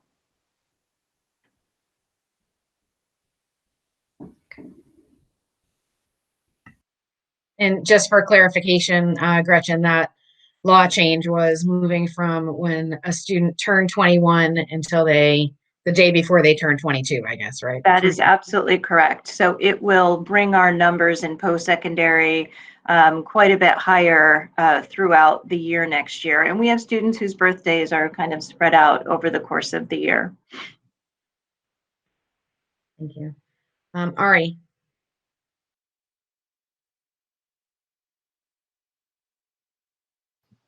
I just wanted to kind of piggyback on Amanda's question, because I hear what you're proposing, Amanda, but I also think as well about, like, do we have a breakdown of the types of students that require outplacement? Because I also think if it's a behavioral health thing versus a medical piece, like we can't service all of those types of outplacement. So looking at where is the majority of our tuition going, to what type of outplacement, what is the purpose of the outplacement?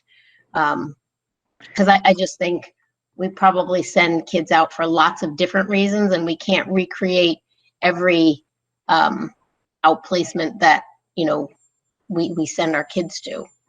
Right. And we also have some parameters on us as a public school district, in terms of how we can support students and how buildings need to be outfitted and structured and things like that.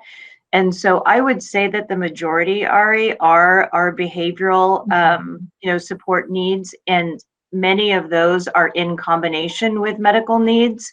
And so, so we're seeing facilities that are highly specialized, that are close to hospitals, that have on-board psychiatrists and things like that.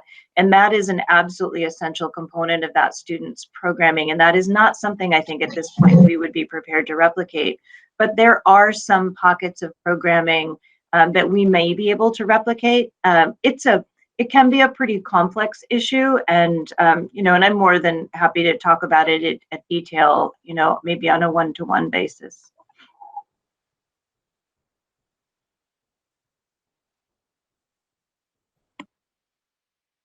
Any other questions? All right, let's move on ahead. All right. So Liz, are you going to do an introduction, or do you want me to just go on to the next set of pages? Sorry, I didn't have my mic on. We are on related services. You can go right ahead and. All right, fantastic. So looking at related services, that would be our clinicians, which fall into the categories of social workers and psychologists, our speech and language therapists, and our physical therapists and our occupational therapists, our teachers of the deaf and interpreters, and our nurses. And so, so in that we have definitely seen some increases over this year. We do have some dedicated staff in our RLE. Some of those staff needed to be replaced in the school building, again, just to meet student needs. Not all of them, but some of them.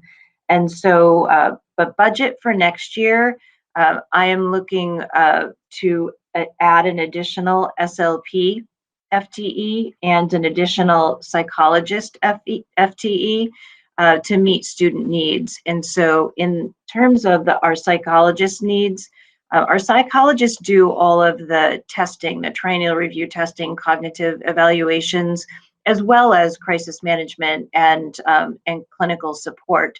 And so we have seen an increase in the need for assessments through referrals and triennials and complexity of cases and changes in cases. And so we definitely have a need for increased psychological services. And then the same with speech and language pathologists. We are definitely seeing a pretty significant increase in the number of students who are being referred for speech and language services, as well as being found eligible for speech and language services. And it's a pretty intensive process to do that assessment piece and then to do the clinical follow-up and attend PPTs. And oftentimes our speech and language pathologists are consulting with everyone. They're consulting with teachers and they're consulting with families, and they're making sure that the work that they're doing with a student is being generalized to multiple settings and locations. And so just that coordination of care and services is really important. So we are looking for 2 FTEs increased there for related services. And you can see in the budget that that is reflected, as well as our contractual increases based on the contracts for the appropriate personnel. You'll also see a slight reduction in operating expense. This is actually a transfer of expense. It was software costs for some assistive technology that is now being covered by the IT department. Thank you. Questions here?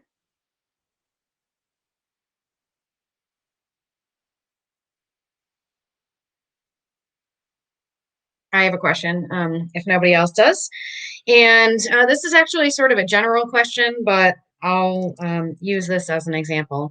So we know we're getting in federal funds from both ESSER and from this new piece of legislation that had final passage today. And I think that this budget proposal does not include those funds. So I know that we're going to hope with those funds to include more social workers and psychologists in the schools. So this is, you know, the proposal here is to add 1 new psychologist with our sort of like regular budget. And then we're going to have a separate process, right, for determining how to use those temporary one-time funds. Can you talk just a little bit about that process and how we determine what we want to hire on for a more permanent basis versus temporary? So when I was putting, oh, go ahead, Tom. No, let me start, and then you and Paul can probably jump in, and Rosina. There's elements of this budget that, remember, the other funds, though significant, they're a 2-year window. These are the things in the budget that are programmatic that our schools need to have that are long-term. This isn't somebody we're contracting with for a year or for 2 years. This is a position that is a long-term position of need in the district. So as far as process goes, we're in the process now with Paul and Gretchen and Rosina chiefly of going through kind of the beginnings of the wish list. And I don't say that in terms of pie in the sky. I mean, how many kids can we get into a summer school program? How do we break this down over 2 years? How do we identify those students? How do we get them into Saturday programs? What programs do we extend day for next year? With which students, at which grade levels? What kind of outside support with places like the Bridge do we need to contract with to make sure that we're meeting the needs of the kids? What kind of contracted social work assistance do we need with students, not just in school, but in the community? What type of contracted counseling work will we need with kids, both inside school and after school? So that's a process that really we're beginning now. We'll have to turn something in as part of our application for ESSER. What does that do, Liz? The application became available last week, and they've asked us to get it in approximately 30 days. So over the next month, we'll have that. So we're putting together now our spending for that initial outlay, which is really student oriented. we'll know more about the American Recovery Act once we get all of the details and what it looks like for supplant versus supplement. Paul and Gretchen, I didn't want to talk over you if there's anything specific, or Rosina, that you want to add. Well, I'll just address Deb's question just in terms of why this is coming in this part of the budget. And I need these FTEs in pupil services to meet the IEP requirements as they're already written.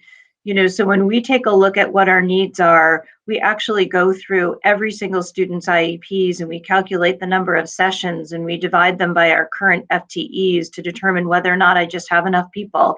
And based on the number of IEPs that we currently have in district and the 504 plans with related services, in order to meet those obligations, I need these FTEs.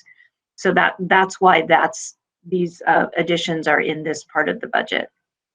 So this is sort of a trend we've been noticing over the years. It's not a one-time spike, is what you're saying. No, right? No, it isn't. You know, as we have increased students with IEPs in the district and the intensity of needs, we're seeing the increase in they need more services. And so it might be a student, you know, just as an example, who was able to, you know, to just work with their teacher and not need counseling services. Now they get a half an hour a week. And so we're just literally calculating the number of sessions per year that are required by the legal document of an IEP or a 504. And I just wanted to add a piece. I know there's some questions bubbling up. I saw Mark's question went up. From my realm, one of the things that we're looking at that I'm pitching and negotiating with Tom and the exec team would be with math coaches as one additional position. It's something that we've brought to the board in the past and you seemed very supportive of, but given the nature of supplement versus supplant, it makes the most sense as we introduce that to do so with ESSER funding and then look for potentially a longer term hold on one or more such positions. But we'll have some flexibility to look at what our needs are and how many positions we might bring in using the temporary short-term funding over the next couple of years. In addition, Tom kind of mentioned, you know, we are staffing heavy as we think about some of the programs that we want to introduce to ensure all of our students are re-engaged and well-positioned moving forward. So we're looking at a robust expansion of our summer school programming. You know, from a resource point of view, that's not especially a heavy lift, but from a staffing point of view, that's people dollars that would live above and outside of our typical expenditures. So that's something that, you know, I'm putting in there, as well as we recognize that, hey, during the school day next year, what are some of the additional supports that we might need to bring to bear to help students if we have, you know, for instance, a greater number of students that are in need of, say, some early intervention in their literacy. That's one of the areas that we're seeing creep up in grade K and grade 1. And so, you know, putting a number down for a projected number of additional tutors above and beyond what we would normally have to provide a greater scope of support. And those are just some of the ideas that, in addition to some others that Tom mentioned that we're talking about. Thank you. And I think that explanation really helps me, and I hope it helps everyone else on the board and whoever's watching understand the types of needs that have been identified for our students this year and why it's so important to bring this federal funding to bear to help address those needs. So I'm excited to see how we can leverage those funds to help our students, really. I think the next 2 years, Deb, are the most important 2 years during my lifetime in West Hartford Public Schools. I think the future of our school system depends on what we do right now. I just, the needs are so great and the opportunities also great. The bills that have passed and the influx of being able to make a difference directly very well could chart the course for West Hartford Public Schools in the future and how attractive it is for people to choose to move here. Great, thank you. Mark, you had a question? Yeah, more of a comment, question related, teacher related as well. I saw in the news today, and I can't remember the exact number, but it was around 16 to 18% ish, I think. So we'll call it 17% from my memory, that child abuse is not being reported, and they say it's down. Well, that's a direct correlation to them teachers not being in front of those students. And it has nothing to do with it being down and less child abuse. It just has, the teachers are one of those frontline reporters of that. And Gretchen, I don't know how that, I know it affects you, but how are we addressing that here in West Hartford? A little off topic, but same topic, I guess. So Mark, I do house all of the DCF reports that are filed for the district, and I can tell you that the number of DCF reports that have been filed this year is up. So our teachers are vigilant. They are paying attention. They're in tune with their kids. The principals are involved. It's all hands on deck to help families, and they're doing a very, very good job of that. The majority of those reports are not being picked up, but they're being made, and there's awareness, and they're partnering with families. And, in those cases where, they have been picked up, again, we're partnering with families, and we're partnering with community providers, and we're trying to reach as many students as we can.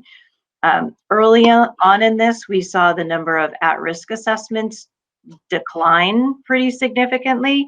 I would say that in the last 2 months, we've started to see a more significant uptick in our at-risk assessments. And again, an indication that our children are seen, that we know who they are, and we know what their baseline is, and we're watching them, and we're kind of virtually holding their hand through all of this. So we have a very responsive staff across the board, regular ed and special ed.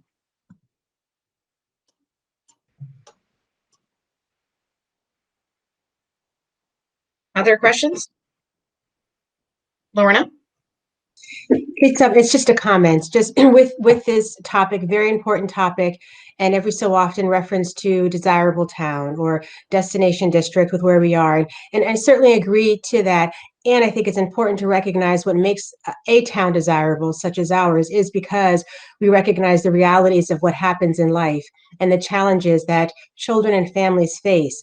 I think it's a fallacy to think desirable means utopia and everything is wonderful and great and there are no issues. No, that's being delusional. So with all due respect. So I appreciate that we recognize where there are challenges and we address them where they need to be. And that is truly what is desirable in a town. And it helps to take away stigma. Really big on that as well. Excuse me. Thank you for that. Anyone else on these sets of pages?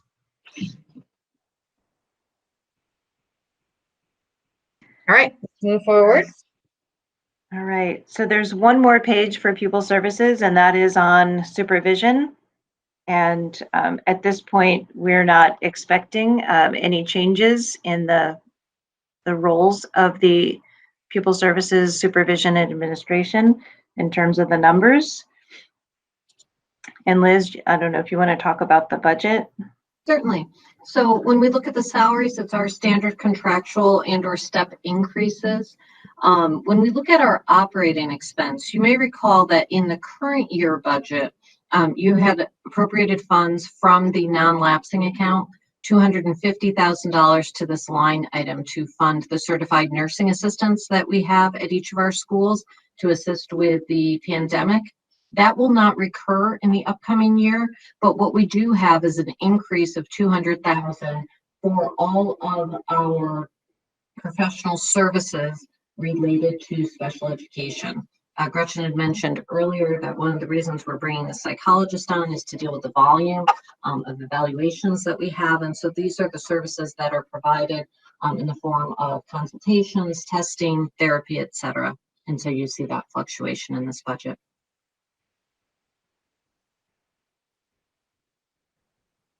and Thank happy you. to answer any questions. Anyone have questions? All right, let's forge ahead to pages F2 to F5. All right. Welcome to general support. Thank you. Kind of feel like you've made it here at the end.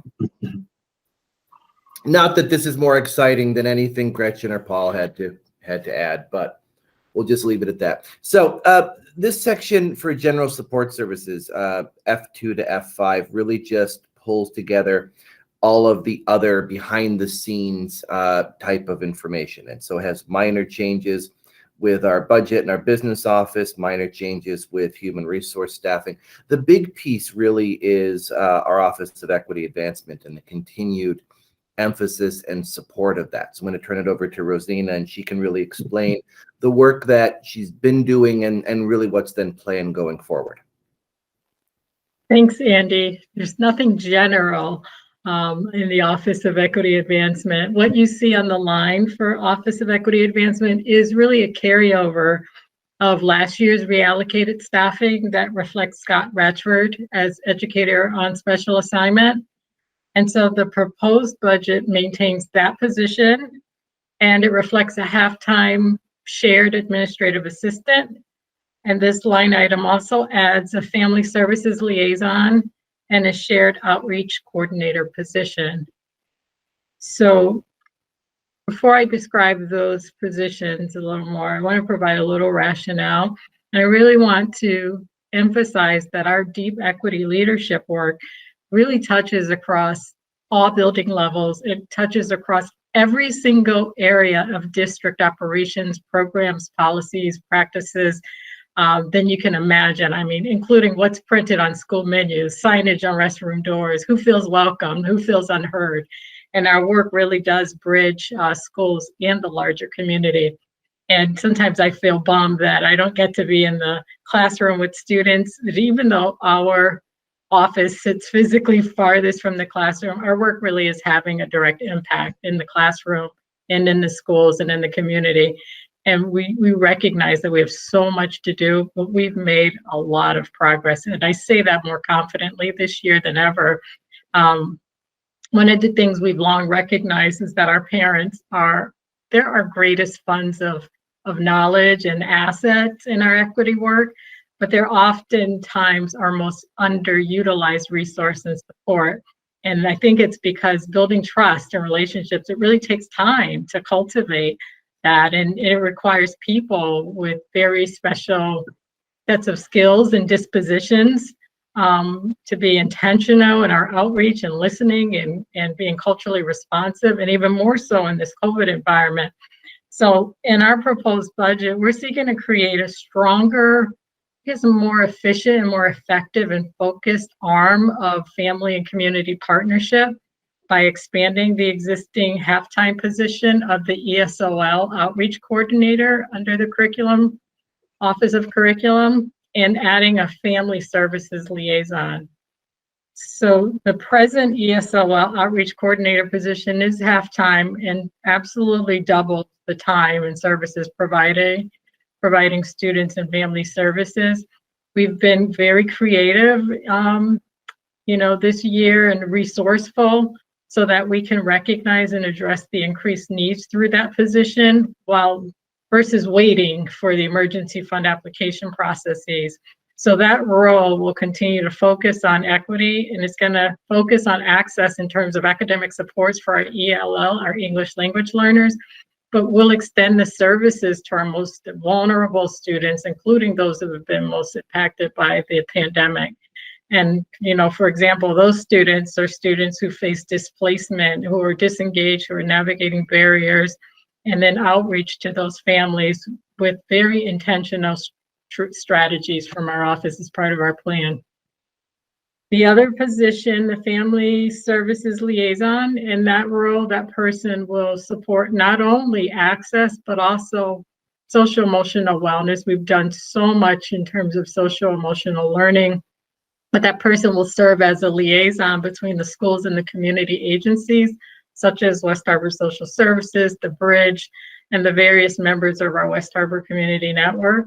And in addition to those skills and dispositions, we are going to be looking for someone with social work or counseling clinical background experience and knowledge and navigation know-how in terms of accessing those behavioral and mental health services, and understanding trauma-informed care. So that really requires that person to be very visible and present in the community, kind of the way that Tom described. And then finally, Scott and I will continue to work together. You know, we'll be continue to build that one community collaboration with our parent groups, and have them help us with our equity priorities, our outreach and engagement, and connecting all of those areas of work to curricula and student engagement and access and opportunities. So that's really our proposal.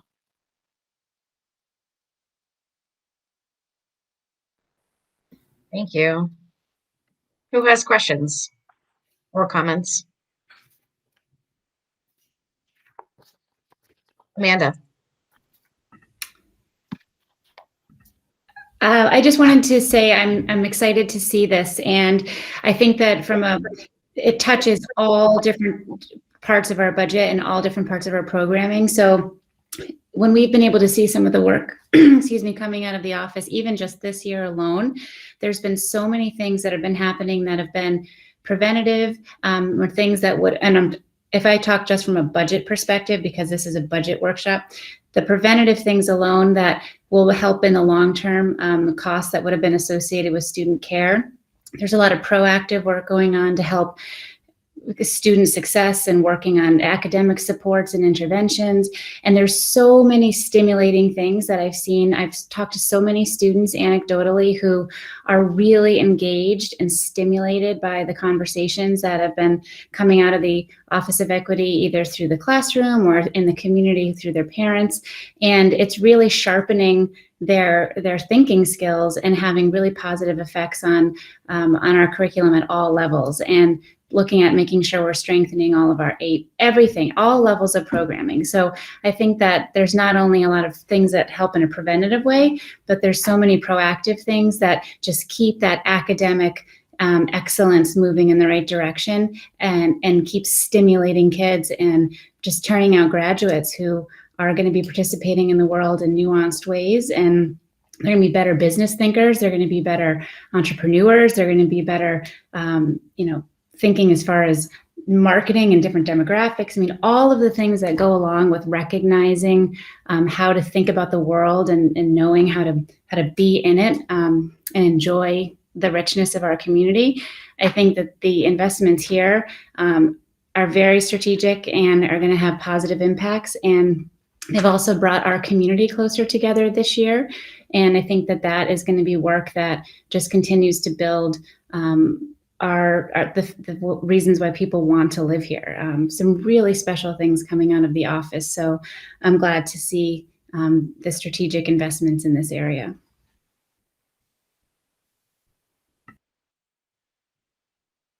Other questions or comments?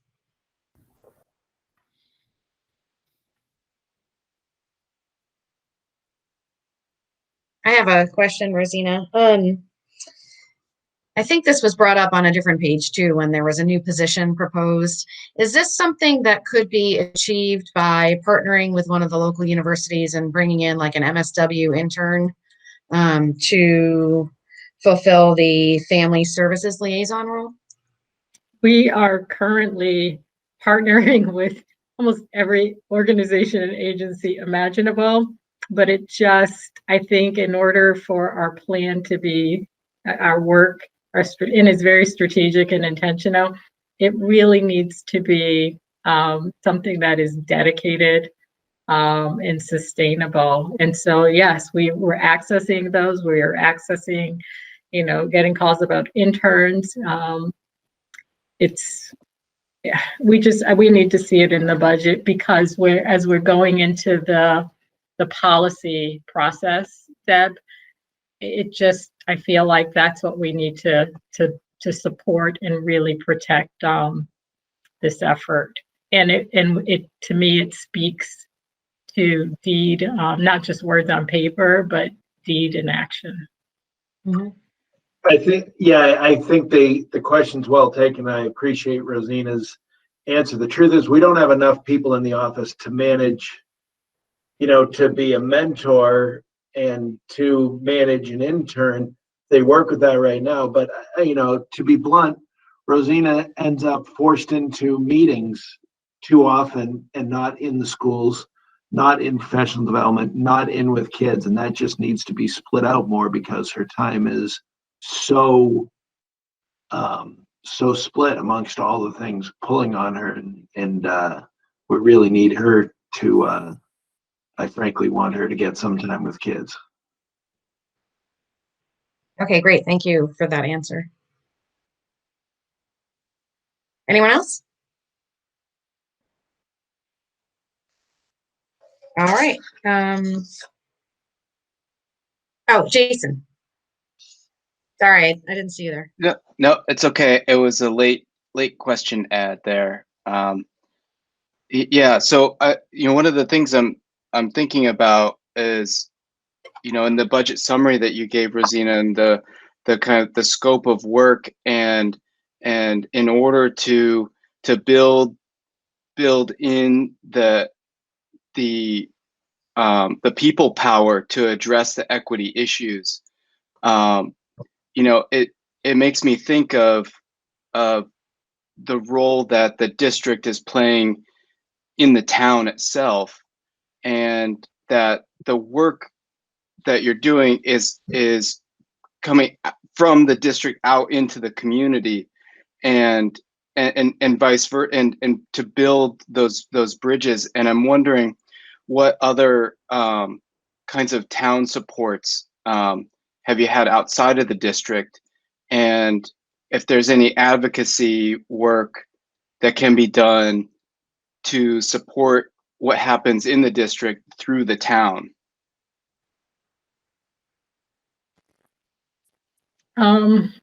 So, I mean, we actually keep a compendium of all of the networks that we belong to. I mean, for example, the Greater Hartford Interfaith Action Alliance is a huge partner. They hold us, they're accountability partners in this work. We CPAC, that's a parent advocacy group. That's another one that supports our work. People in the agencies, they're spreading themselves across the state as well. We are partnering with them. Again, it takes people to build those relationships too. But we're always open. And I think, anytime that you and I speak, or I speak with any board member, I always have an ask. Oh, do you have someone at UConn that can come in and, do you have a ASL translator that's a person of color, interpreter that's a person of color? We're always asking for, but again, it takes time. And as Tom said, it takes oversight as well. But we're trying really hard, Jason, to leave no stones unturned when it comes to, and we spend a lot of time. We're getting to be a little more selfish with our time in terms of the enormous outreach that we get from other districts at least twice every week. So we're thinking that what we might do is create a form, an online contact form, so that we could kind of vet those requests, and we're not just sitting and spending district time giving a consultation to other districts. But when we do these things, we're asking them to partner with us and share resources so that we can work more efficiently and effectively together across regions. Yeah. I'm sorry. Go ahead, Tom. No, go ahead, Jason. Yeah. So I mean, maybe my question wasn't specific, and I think I kind of hit the wrong tone. I mean, because the question that I'm trying to get at is the work that the district does is a town service to the school district, and the town itself also has services, and that are a part of their work.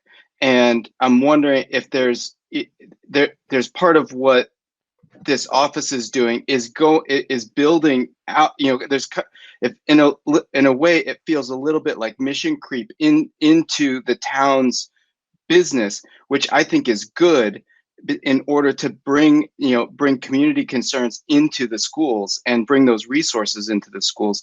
But I think that, I'm wondering if there's additional kinds of support that have to happen at the town level that can really, augment the work that the office is doing.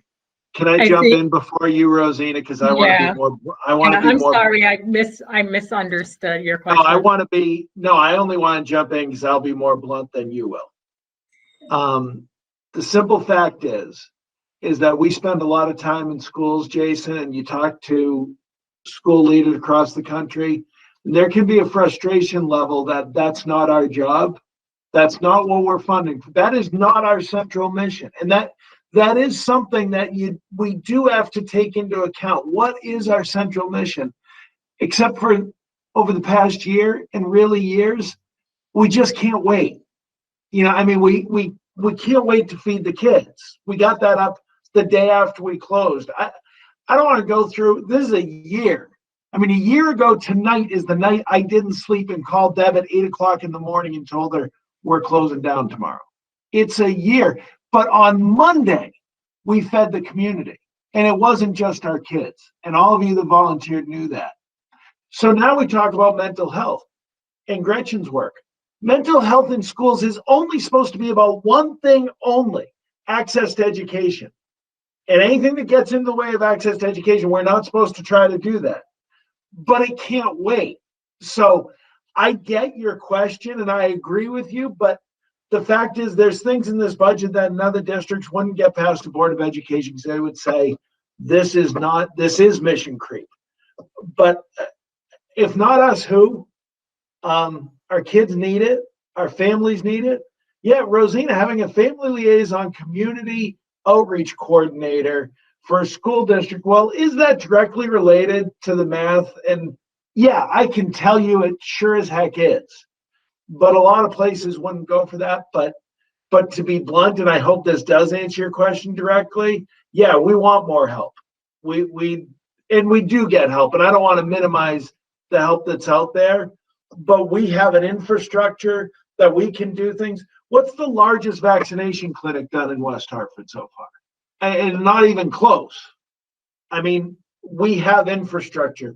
We have people in place that can do things exceptionally well. So let's use their abilities, let's use their talents, and let's just get some things done. Rosina's the person that with a community, we can wait for someone else to do it, but I know Rosina's getting it done this week, So I hope that answers it. And I don't know if you want to jump on, Rosina, but I knew I'd be more blunt than you. I would thank you, Tom, for that. I guess what I'll say is we are grateful for the agencies and organizations that support our work. I think I'm reflecting now, and I think where I could do a better job is we get feedback all the time from everywhere and from the agencies that support our work, and we have mutual exchanges. I could probably do a better job with framing some feedback to those agencies in ways that they can maybe do a better job too in supporting the larger community so that we don't have that kind of creep in this village. So I'll think about, maybe ways that we can work together and we can be accountability partners across the community. Yeah, I didn't mean to think that this was an inappropriate expenditure, but what I was trying to say is that, the district's budget is an enormous part of the town's overall budget. And the work that's being done in the district benefits the whole town.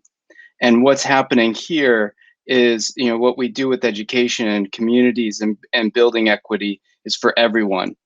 And that happens through the district's budget. And so, exactly, and just trying to reinforce what you're saying, that there's things that happen in the district that's for everyone.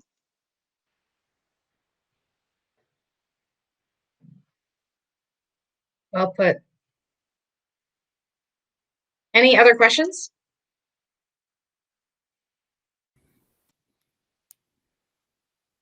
All right. I think, are we at the end of our packet We for this are week? at the end of our packet. So again, we will be, if there are additional questions that people have, you're welcome to email them, and we can certainly address answers that way and then talk at our next workshop as well. Our next workshop, oh, Amanda, go ahead. Or just for the people watching who are trying to follow what we're going to be doing, could you give us just a general sense of what they can expect? Sure. At the next workshop, there's public hearing and then workshop, and it basically just comes down to the questions you guys have. You can send them to us ahead of time, but at workshops, there's not really there's not an agenda. It's basically us responding to you. So if you have programs, ideas, additions, cuts, subtractions, the next workshops where, the sooner you can get them to us, the better it is for us to be prepared and tell you this is the impact of that. If you want to ask questions about certain things, certainly we can have it ready to go that night. There's a lot of things we'll know off the top of our head. There's a few things that might take some research. So that's the format of the next one. And the schedule is that we'll have our next public hearing and the budget workshop will be on Wednesday, the 24th at 7.